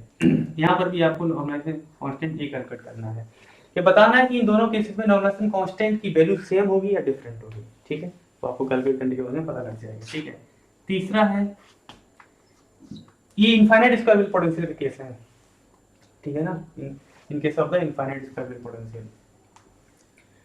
अब अगला है consider the ground state of hydrogen atom, तो psi equal to A E to the power minus R upon A naught, यानी उससे पहले वाला था वो हार्मोनिक ऑसिलेटर केस हो गया, इनफाइनाइट स्क्वायर पोटेंशियल केस हो गया, ये हाइड्रोजन एटम का ले ग्राउंड स्टेट का, ई की वैल्यू आपको कैलकुलेट करनी है। ठीक है, अगला क्वेश्चन लिखिए psi equal to A X when X is less than A by two greater than zero and A minus X X is less than A greater than A by two. इस case में भी आपको normalisation constant A find out करना है। ये question अच्छा है, इसको स्टेप बना लीजिए। ठीक है, इस तरह इसे कहते हैं ट्रायंगुलर ट्रायल वेव फंक्शन। जब आप वेरिएशनल प्रिंसिपल पढ़ेंगे तब इस पर बेस्ड प्रॉब्लम को हम सॉल्व करेंगे। हालांकि मैं उस तरह की प्रॉब्लम को यहाँ पर अभी कराऊंगा, ट्रिक से कराऊंगा, 5 सेकंड में सॉल्व करेंगे आप लोग, और इस तरह की ट्रिक आपने कभी पहले नहीं पढ़ी होगी, आज फर्स्ट टाइम पढ़ोगे। चलिए तो पहले इनको देख लेते हैं, ये कर लेंगे या बताऊं मैं। देखिए इनको, इस क्वेश्चन को क्या है, ये सिंपल है, अपने इसका तो आपको याद भी होगा, बट याद होने की अलग बात है, मैं एक प्रोसेस आपको बता रहा हूँ करना कैसे है। तो देखिए सोल्यूशन पहला ही देखिए, अब यहाँ पर आपको ये देखना है इसकी आप लिमिट क्या देंगे। आपको अभी सर लिमिट दी नहीं है, बताना चाहिए था, नहीं दिए तो फिर कैसे डिसाइड करोगे। इस केस में इसकी लिमिट 0 से l ली जाएगी, psi star psi into D X equal to 1, ये आप पुट कर लेंगे। देखिए क्यों, पहले समझ लीजिए, कुछ बेसिक्स मैं बताता हूँ। जैसे कि आपका इनफाइनाइट स्क्वायर वेव पोटेंशियल है, जो उसका स्टैंडर्ड रिजल्ट है उससे इसकी कंपेरिजन कीजिए। अगर 0 से l लेंथ का इनफाइनाइट स्क्वायर वेव पोटेंशियल होता है तो उसका वेव फंक्शन क्या होता है, √2/l sign n pi x/l होता है। यहाँ पर ये जो क्वांटिटी होती है ये डिसाइड करता है इसकी विड्थ, बेल की विड्थ क्या है। अगर ये 2l होता तो यहाँ पर 2l होता, अगर ये l/2 होता तो l/2 होता, है ना। तो यहाँ पर l दिया है, इसका मतलब उसकी लेंथ 0 से l ही ली जाएगी। अब सिंपल है, कर लीजिए इसको। इसको आप आगे सॉल्व करेंगे, लिमिट 0 से l मॉड ऑफ a का स्क्वायर साई स्टार साई, तो ये क्या बन गया, sine square n pi x/l into D X equal to 1। ठीक है, इसको आप कैसे लिख सकते हैं, मॉड ऑफ a का स्क्वायर। अब इसको डायरेक्टली तो ऐसे आप सॉल्व करेंगे नहीं, तो इसे क्या लिखेंगे, 1 minus cos 2n pi x/l लिख सकते हैं, अपॉन में 2 है, इसको इधर लिख लीजिए। ठीक है, into D X equal to 1। तो इस इंटीग्रल को सॉल्व कीजिए, मॉड ऑफ a का square upon 2, now integral of dx x हो गया, और लिमिट 0 से l/2, चलो ज़्यादा फास्ट नहीं कर रहा हूँ, 0 से l ले लीजिए, माइनस इसका इंटीग्रल कॉस का क्या हो जाएगा, sine 2n pi x/l upon 2n pi by l, limit इसकी भी क्या जाएगी 0 से l। ओके, इसको पुट करो, चलिए equal to 1 mod of a का स्क्वायर अपॉन 2, क्या बच्चों वाले क्वेश्चन। चलिए खैर देखिए ये क्या हो गया l, और ये क्या बन गया minus l upon 2n pi, इसका लिमिट पुट करो, l से l cancel out, sine 2n pi क्या होता है 0, साइन 0 आल्सो 0, तो ये टर्म 0 हो गया इक्वल टू 1। इसका मीनिंग क्या हो गया देखिए, मॉड ऑफ a का स्क्वायर, ये 0 के l बचा, तो ये क्या हो गया equal to 2/l, this implies mod of a equal to √2/l बन गया। तो यही आ गया, ये तो आना ही था, ये पहले से पता था। यहाँ मेरा मतलब था कि प्रोसेस के बारे में बताना, ठीक है। दूसरी बात, अब ये बहुत सारे स्टूडेंट ऐसे होते हैं ना, वो कहेंगे ना इस केस में भी नॉर्मलाइजेशन कांस्टेंट यही आएगा, जबकि है क्या, इनफैक्ट यहाँ देखिए, यहाँ पे 2 ऊपर आ गया, इसकी कंपेरिजन की जाएगी इस स्टैंडर्ड फार्मूले से, साइन n पाई x/l है, तो n पाई x/l है, इसका मीनिंग क्या हो गया, इसका मीनिंग ये हुआ, ये जो फार्मूला है इसको आप कैसे लिखेंगे, psi a sine n pi x/l, ये l/2 है ना, तभी तो ये 2 ऊपर जाके यहाँ पहुंच गया जाके। ठीक है, ये मत भूल जाना कि यहाँ पर n है, n को गायब कर दो, n अपनी जगह पे सुरक्षित है। ऐसा मत नहीं है कि ये वाला केस था जिसमें n को हटा दिया कि n बराबर 2 ले लिया, ग्राउंड स्टेट की जगह फर्स्ट एक्साइटेड स्टेट का केस हो गया, n ऑलरेडी है, उस तरह का कंफ्यूजन मत क्रिएट कर लेना अपने दिमाग में। ठीक है, ये जो है इसका मीनिंग है ये, और इसका मीनिंग है कि जो इसकी विड्थ थी अब इस बार हाफ हो गई है। ठीक है ना, यानी कि ये विड्थ l/2 हो गई, l/2 हो गई, इसका मीनिंग क्या हुआ, इसकी जो लिमिट है अब क्या लोगे आप, 0 से l/2 लोगे, तो l/2 लेके आप इसको सॉल्व कीजिए, ये क्या बन जाएगा। और वैसे करने की जरूरत नहीं है, शॉर्टकट मारो ना सीधे। ऐसे केसेस में क्या करते हैं, अगर विड्थ अगर चेंज हो जाती है, अगर मान ली l से 2l हो गई तो यहाँ पर 2l हो जाता है, यहाँ पर भी 2l हो जाता है। एनर्जी में भी यही चेंजेस आते हैं, है ना। एनर्जी की जो फार्मूला होता है En = n² pi square h²/2ml², तो वहां भी l को उसी तरह से हम चेंज कर देते हैं जिस तरह के चेंज सिस्टम में किया जाता है। अगर 2l है तो 2l कर दो, 3l है तो 3l, हाफ l/2 है तो l/2 पुट कर दीजिए। तो यहाँ पर आप क्या करेंगे, इस सिस्टम की विड्थ को अगर हाफ कर दिया है, इसका मतलब यहाँ भी जहाँ जहाँ l दिया हुआ है उसमें चेंज कर देंगे, तो इसका जो वेव फंक्शन बन जाएगा वो क्या बन जाएगा, नॉर्मलाइजेशन कांस्टेंट जो इसके लिए बनेगा वो बनेगा a = रूट क्या था, ये 2/l था, तो 2/l विथ हाफ हो गई ना, तो एल अपॉन टू हो गया। इस अब भैया ऊपर जाके चाहे कुछ भी बन जाए, रूट फोर अपॉन एल, इसका मतलब क्या हो गया, टू अपॉन रूट एल हो गया। देखना डिफरेंस है, यहाँ पर नॉर्मलाइजेशन कांस्टेंट ये था, यहाँ पर ये था। तो स्टूडेंट क्या करते हैं, देखते हैं तो है नहीं ढंग से, या पता नहीं होता है उनको, जो भी है वॉटेवर, तो इसको भी वही उसी तरह से लपेट देते हैं, जो गलत हो जाता है। ठीक है, अगला जल्दी से देखिए नेक्स्ट।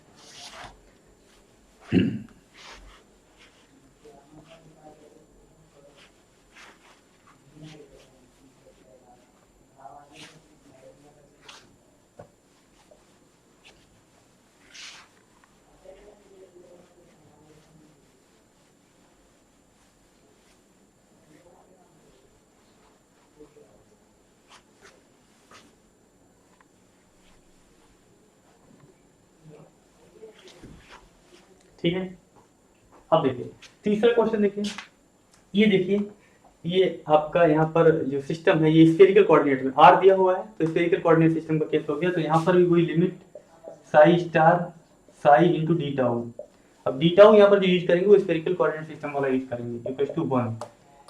तो देखिए जल्दी से ए, इसका कॉम्प्लेक्स कॉन्जुगेट लिखिए, ए स्टार ए की power minus R upon A naught, तो आप मॉड ऑफ ए का स्क्वायर तो बाहर लिख लीजिए।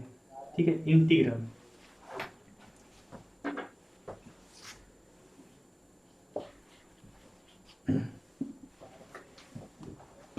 ठीक है, साई स्टार साई यानी E to the power minus two R upon A naught, D tau volume element.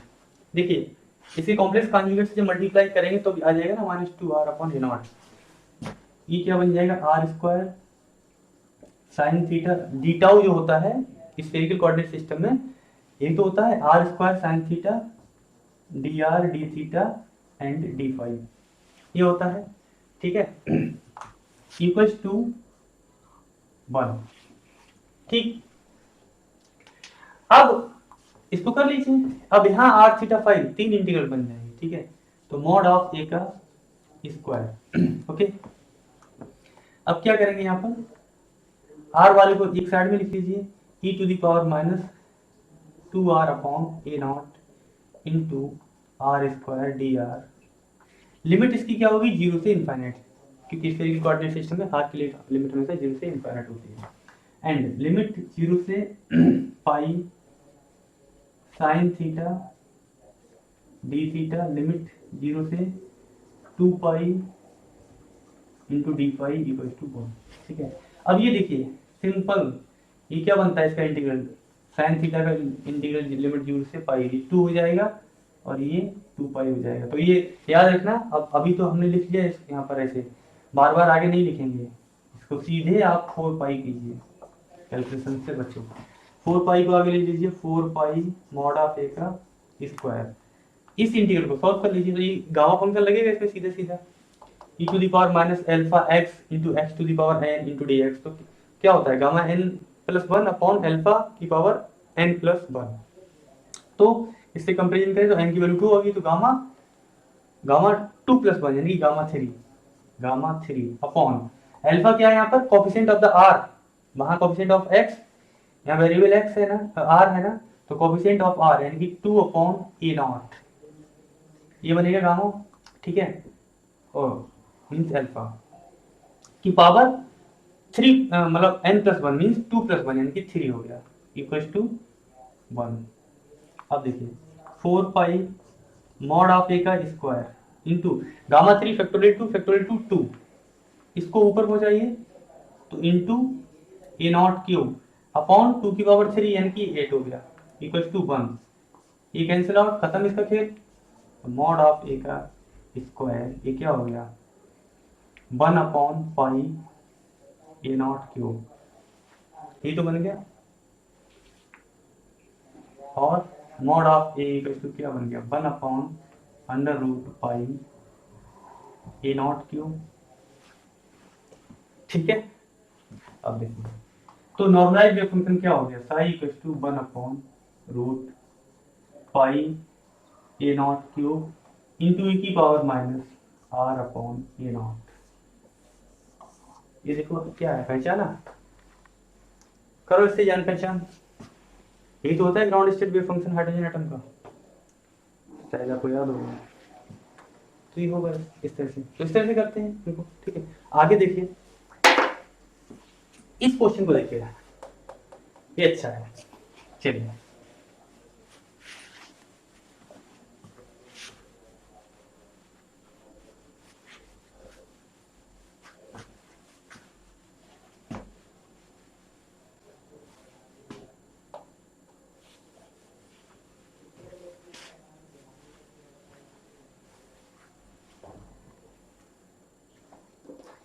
इसको कैसे करेंगे देखिए, अच्छा है। यहाँ पर ये जो आपका नॉर्मलाइजेशन कंडीशन है और इसका जो इंटीग्रल है, ये दो पार्ट में ब्रेक हो जाएगा। कैसे?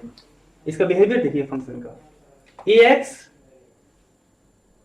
कब तक है, किस रेंज में, 0 से a/2 तक, ये ए एक्स इसकी नेचर है। उसके बाद में ए माइनस एक्स टाइप का हो गया।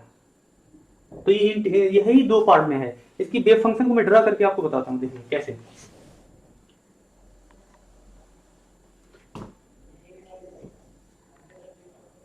दिस इज एक्स,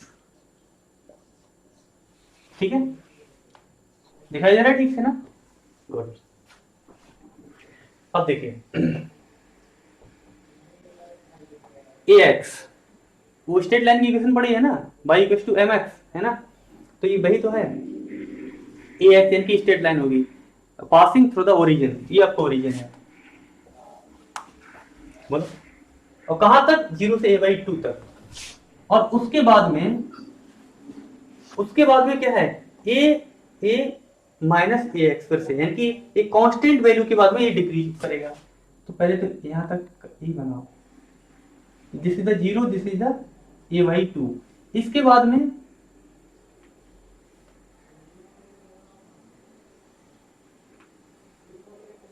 ठीक है,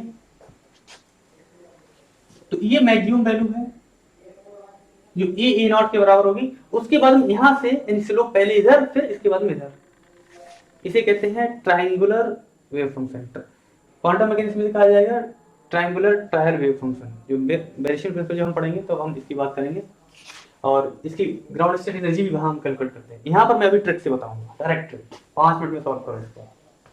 अब देखिए, तो इसके लिए नॉर्मलाइजेशन कंडीशन लिखते हैं। नॉर्मलाइजेशन कंडीशन क्या है, देखिए इनफाइनाइट स्केलर पोटेंशियल का केस है, तो लिमिट 0 से a तक ही है, यही तो है रेंज टोटल। हालांकि इसको दो पार्ट में ब्रेक कर लिया जाएगा, तो जनरली तो यही है, psi star psi into D X equal to 1।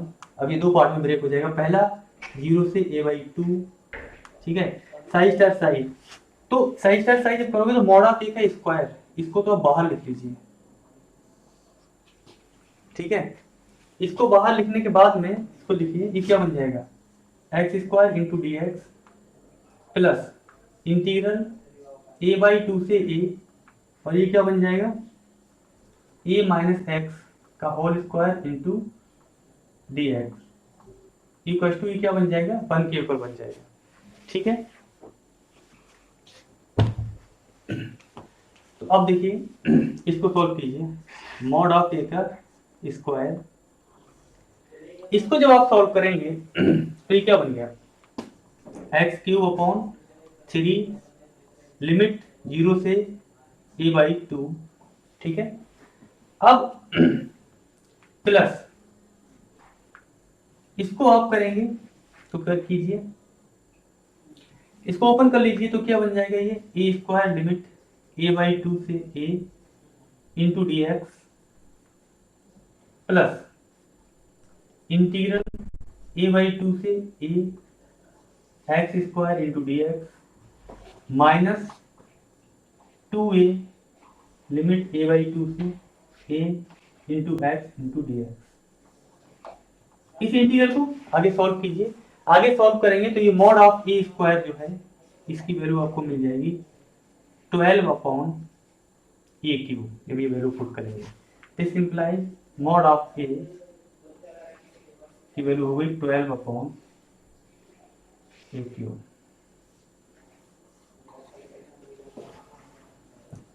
ठीक है, ये सिंपल इंटीग्रल है, ज्यादा कोई टफ तो है, बट ये पता होना चाहिए इसको ब्रेक कैसे करेंगे, इसकी नेचर क्या है। अब एक इंपॉर्टेंट क्वेश्चन करते हैं कि अगर इस तरह का केस हो, ठीक है, तो हम इसकी ग्राउंड स्टेट एनर्जी कैसे कैलकुलेट करते हैं। ठीक है, देखिए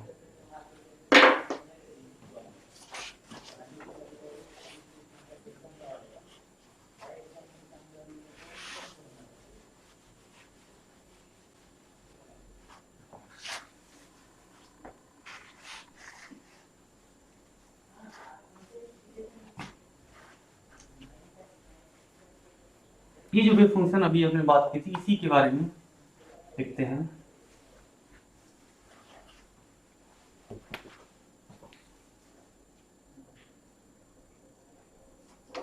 चलिए देखिए, क्वेश्चन लिखिए और इसको लिख लीजिए मोस्ट इंपॉर्टेंट।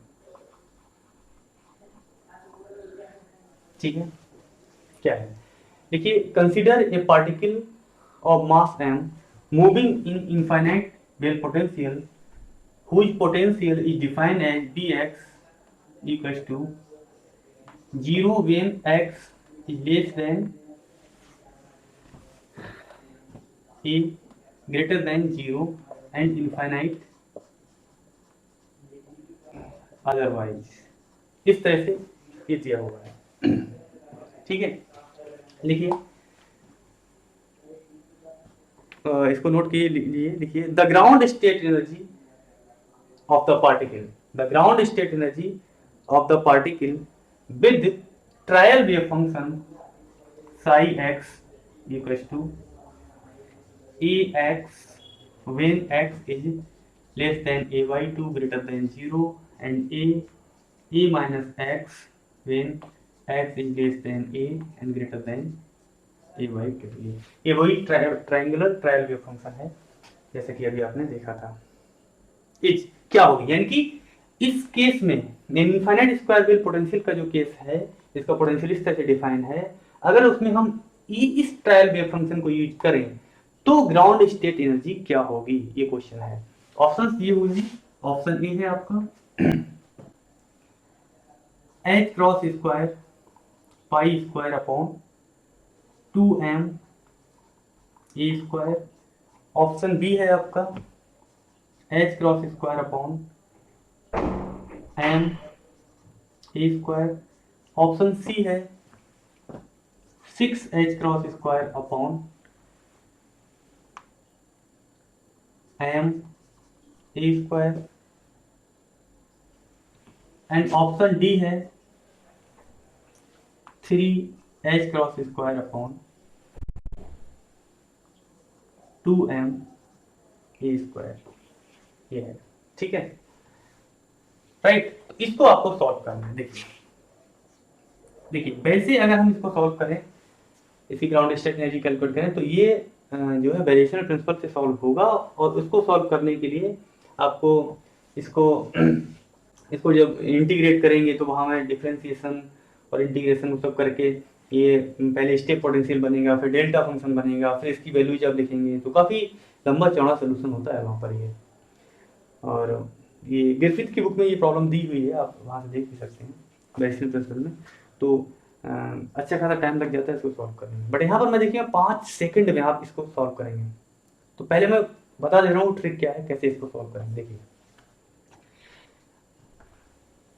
समझिए, इनफाइनाइट स्क्वायर वेव पोटेंशियल का केस है, बट वेव फंक्शन ये है, ट्रायंगुलर वेव फंक्शन का यूज करके आपको ग्राउंड स्टेट एनर्जी कैलकुलेट करनी है। तो देखिए इसका मीनिंग क्या हुआ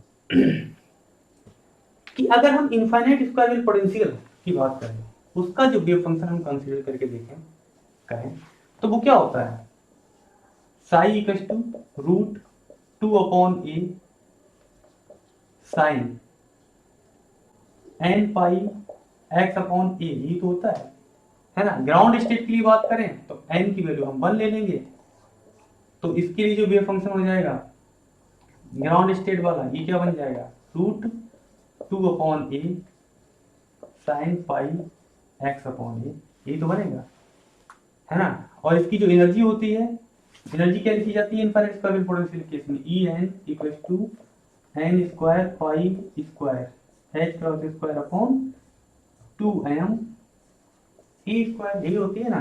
तो ग्राउंड स्टेट के लिए एनर्जी अगर हम लिखें, इसका मतलब क्या हो गया, ये हो गई पाई square H cross square upon 2m A square, ये ग्राउंड स्टेट एनर्जी हो गई। किसके लिए, इसके लिए। इसकी नेचर क्या है, सिनुसाइडल फंक्शन है ना।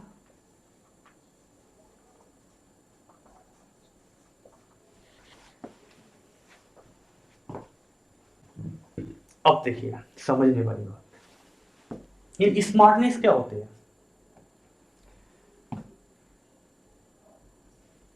समझो इस क्वेश्चन को समझो। स्मार्टनेस तो प्रैक्टिस से आती है और फिर वो डिपेंड करता है आती है नहीं आती है। इसका ये जो वेव फंक्शन है सिनुसाइडल वेव फंक्शन है, और ये जो वेव फंक्शन है ट्रायल वेव फंक्शन है। तो मैं थोड़ा वेरिएशन प्रिंसिपल के टर्म्स में आपको एक चीज बता दूं, जो ट्रायल वेव फंक्शन होता है वो अप्रोक्सीमेट वेव फंक्शन होता है। तो अप्रोक्सीमेट वेव फंक्शन अगर आप लेके चलेंगे तो रिजल्ट भी आपका अप्रोक्सीमेट ही आएगा। यानी बेसिक से सोचिए, ट्रायल वेव फंक्शन है तो क्या होता है, अप्रोक्सीमेट वेव फंक्शन। तो रिजल्ट भी तो अप्रोक्सीमेट ही देगा। जब आप इनपुट अप्रोक्सीमेट दे रहे हो तो आउटपुट क्या मिलेगा आपको, अप्रोक्सीमेट ही मिलेगा। इसका मीनिंग ये हुआ कि जो एग्जैक्ट एनर्जी आएगी, ये जो है ये क्या है, इसकी एक्यूरेट एनर्जी है, एग्जैक्ट एनर्जी है पाई square H square upon 2m square. और अगर आप ट्रायल वेव फंक्शन का यूज करके अगर इसे कैलकुलेट करते हैं तो क्या आएगी, अप्रोक्सीमेट। तो इसका मतलब एग्जैक्ट तो आपको पता है ना। तो ट्रायंगुलर ट्रायल वेव फंक्शन का यूज करके जो एनर्जी आएगी वो इसके नियर अबाउट आएगी। अब बात ये आती है कि इससे ज्यादा आएगी या इससे कम आएगी। यानी कि 4 ऑप्शंस दिए हुए हैं, इनमें से जो एनर्जी इसके नियर अबाउट होगी वही सही होगी, सही ऑप्शन होगा। तो इसका मतलब ये जो है ये तो एग्जैक्टली यही दिया हुआ है, तो ये तो बिल्कुल गलत हो गया, ऑप्शन ही गलत हुआ। एग्जैक्ट तो वही एग्जैक्ट तो होगी नहीं, उसके नियर अबाउट होगी। तो ये ज्यादा भी हो सकती है कम हो सकती है। अब कैसे डिसाइड करेंगे ज्यादा होगी या कम होगी, दिस इज इंपॉर्टेंट पॉइंट। तो देखिए कैसे, आपको पता है कि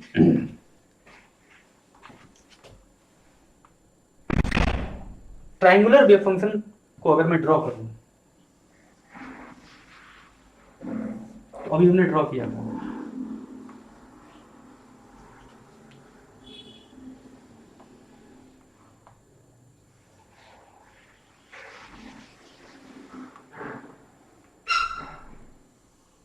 है ना, इसी तरह से जाएगा। तो ये क्या था आपका 0 a/2 a, ये क्या हो जाएगा 2a, और ये a है आप, तो ये कितना बनेगा 3a/2, इस तरह से। अब जो सिनुसाइडल वेव फंक्शन है इसकी अगर नेचर हम देखें तो ये क्या बनेगी,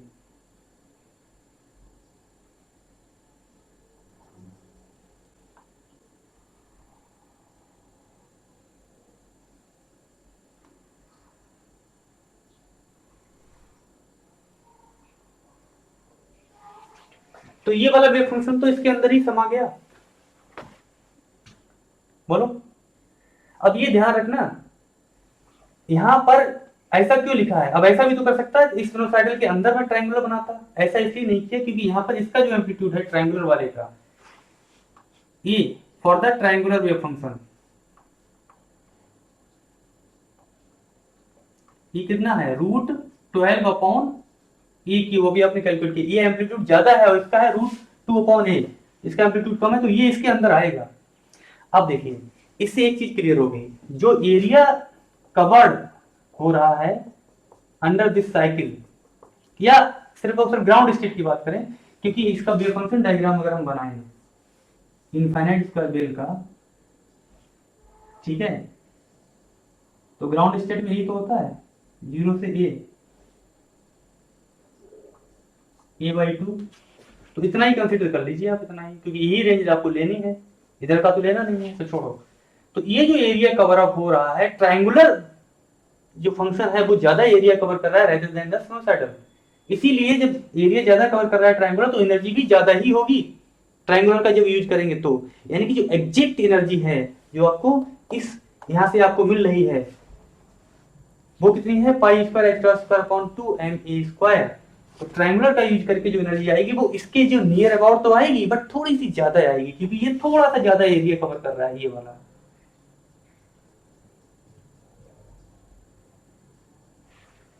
बताइए, है ना। तो ये एक तरीका है इसे कैलकुलेट करने का। अदरवाइज आप इंटीग्रल से सॉल्व करते बहुत लंबा चौड़ा पड़ता है जाके। तो है ना ये स्मार्ट मेथड, जो आपने शायद आपने किसी बुक्स में और कहीं भी नहीं पढ़ा होगा, बट अब आपको पता लग गया। ठीक है, तो इसका मीनिंग ये हुआ कि इस केस में जो इसकी एनर्जी आएगी, ground state energy for triangular function, right, will be greater than ground state energy of the, जो सिनोसाइडल वाला केस है। ठीक है, और जो कितनी है, जो कितनी है आपकी, पाई square H cross square upon 2m a² है। अगर मैं इसकी वैल्यू पुट करूं, पाई की वैल्यू कितनी होती है 3.14, पाई स्क्वायर कितना हो जाएगा 3.14, इसका स्क्वायर हो जाएगा, इसे मैं अप्रोक्सीमेटली 10 मान ले रहा हूं।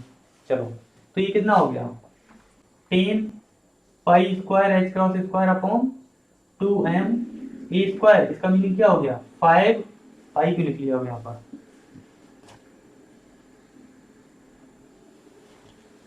तो कितना हो गया 10 एच क्रॉस स्क्वायर, तो इसका मतलब क्या हो गया 5 H cross square upon m a² बनेगा या क्या,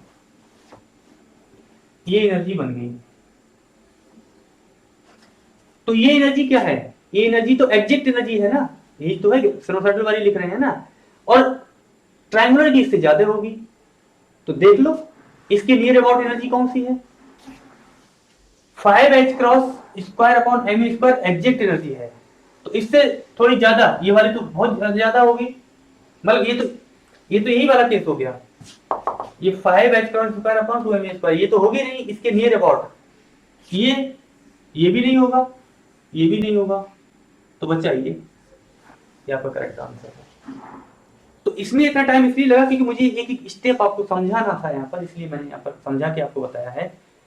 आप यहाँ से देख के आप आइडिया लगा सकते हैं कि कौन सा ऑप्शन सही होगा। ठीक है, तो ये सारी चीजें हैं, और मैं समझता हूँ आज की इस क्लास में इतना सफिशिएंट है।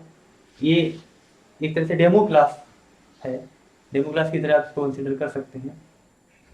तो आपने हमारे कोर्स के बारे में समझा, हमारे क्लासेस सिस्टम के बारे में समझा, और चलिए कुछ प्रॉब्लम्स में और करवा देता हूँ। देखिए,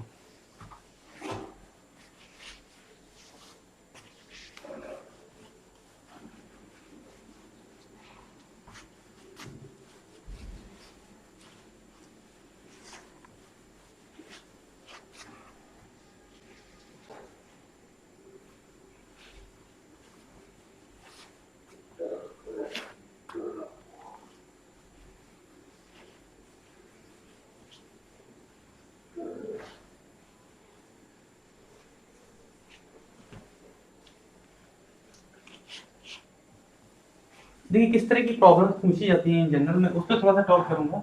वैसे तो हमारी जो क्लासेस होंगी तो हम हर टॉपिक में बहुत ही मतलब डिटेल में स्टेप बाय स्टेप आगे बढ़ेंगे, बट इस क्लास में मैं वैसे तो यहाँ तक मैं समझता हूँ डेमो क्लास के लिए इतना मोर देन सफिशिएंट होता है, बट मैं कुछ टॉपिक्स और बताता हूँ यहाँ से प्रॉब्लम्स पूछी जाती है, प्रॉब्लम ओरिएंटेड 15 मिनट और लेता हूँ। ठीक है, देखिए जैसे इनफाइनाइट स्क्वायरल पोटेंशियल आपने पढ़ा, दो तरह के केसेस होते हैं, सिमेट्रिक और एसिमेट्रिक। तो कुछ वो इंपॉर्टेंट बातें बता रहा हूँ जो एग्जाम में आपके लिए बहुत ही हेल्पफुल रहेंगी। ठीक है, तो यहाँ पर लिख लीजिए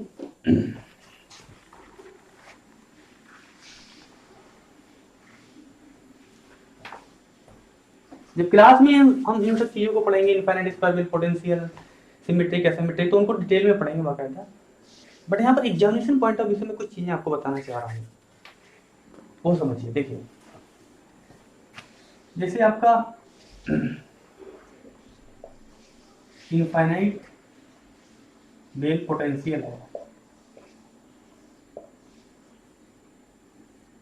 ठीक है, तो इसका मैं पहले एसिमेट्रिक केस डिस्कस करता हूं।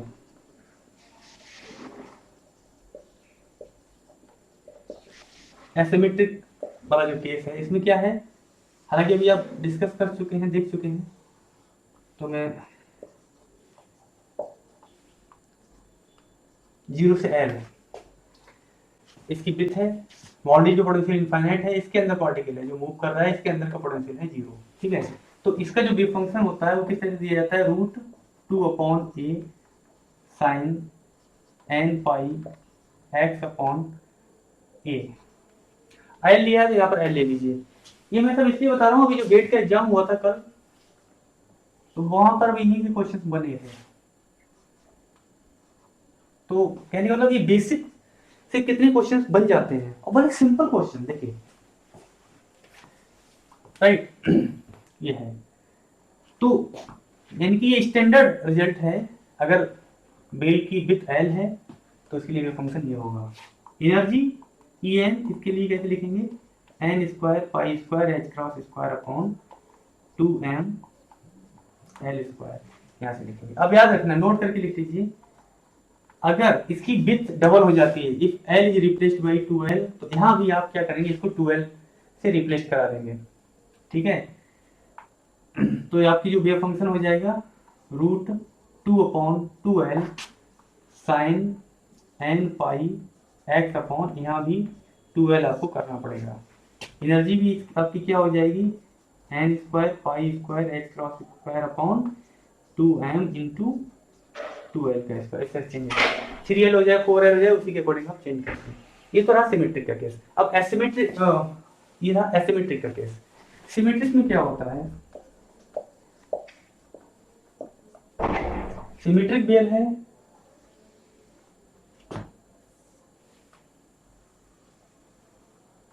ठीक है, तो बाउंड्री पे पोटेंशियल इनफाइनाइट, यहां पर सेंटर बनेगा, ठीक है ना, 0, इधर प्लस a/2, इधर माइनस a/2, इसके अंदर पोटेंशियल ये 0 है, bx, बाउंड्री पे इनफाइनाइट है।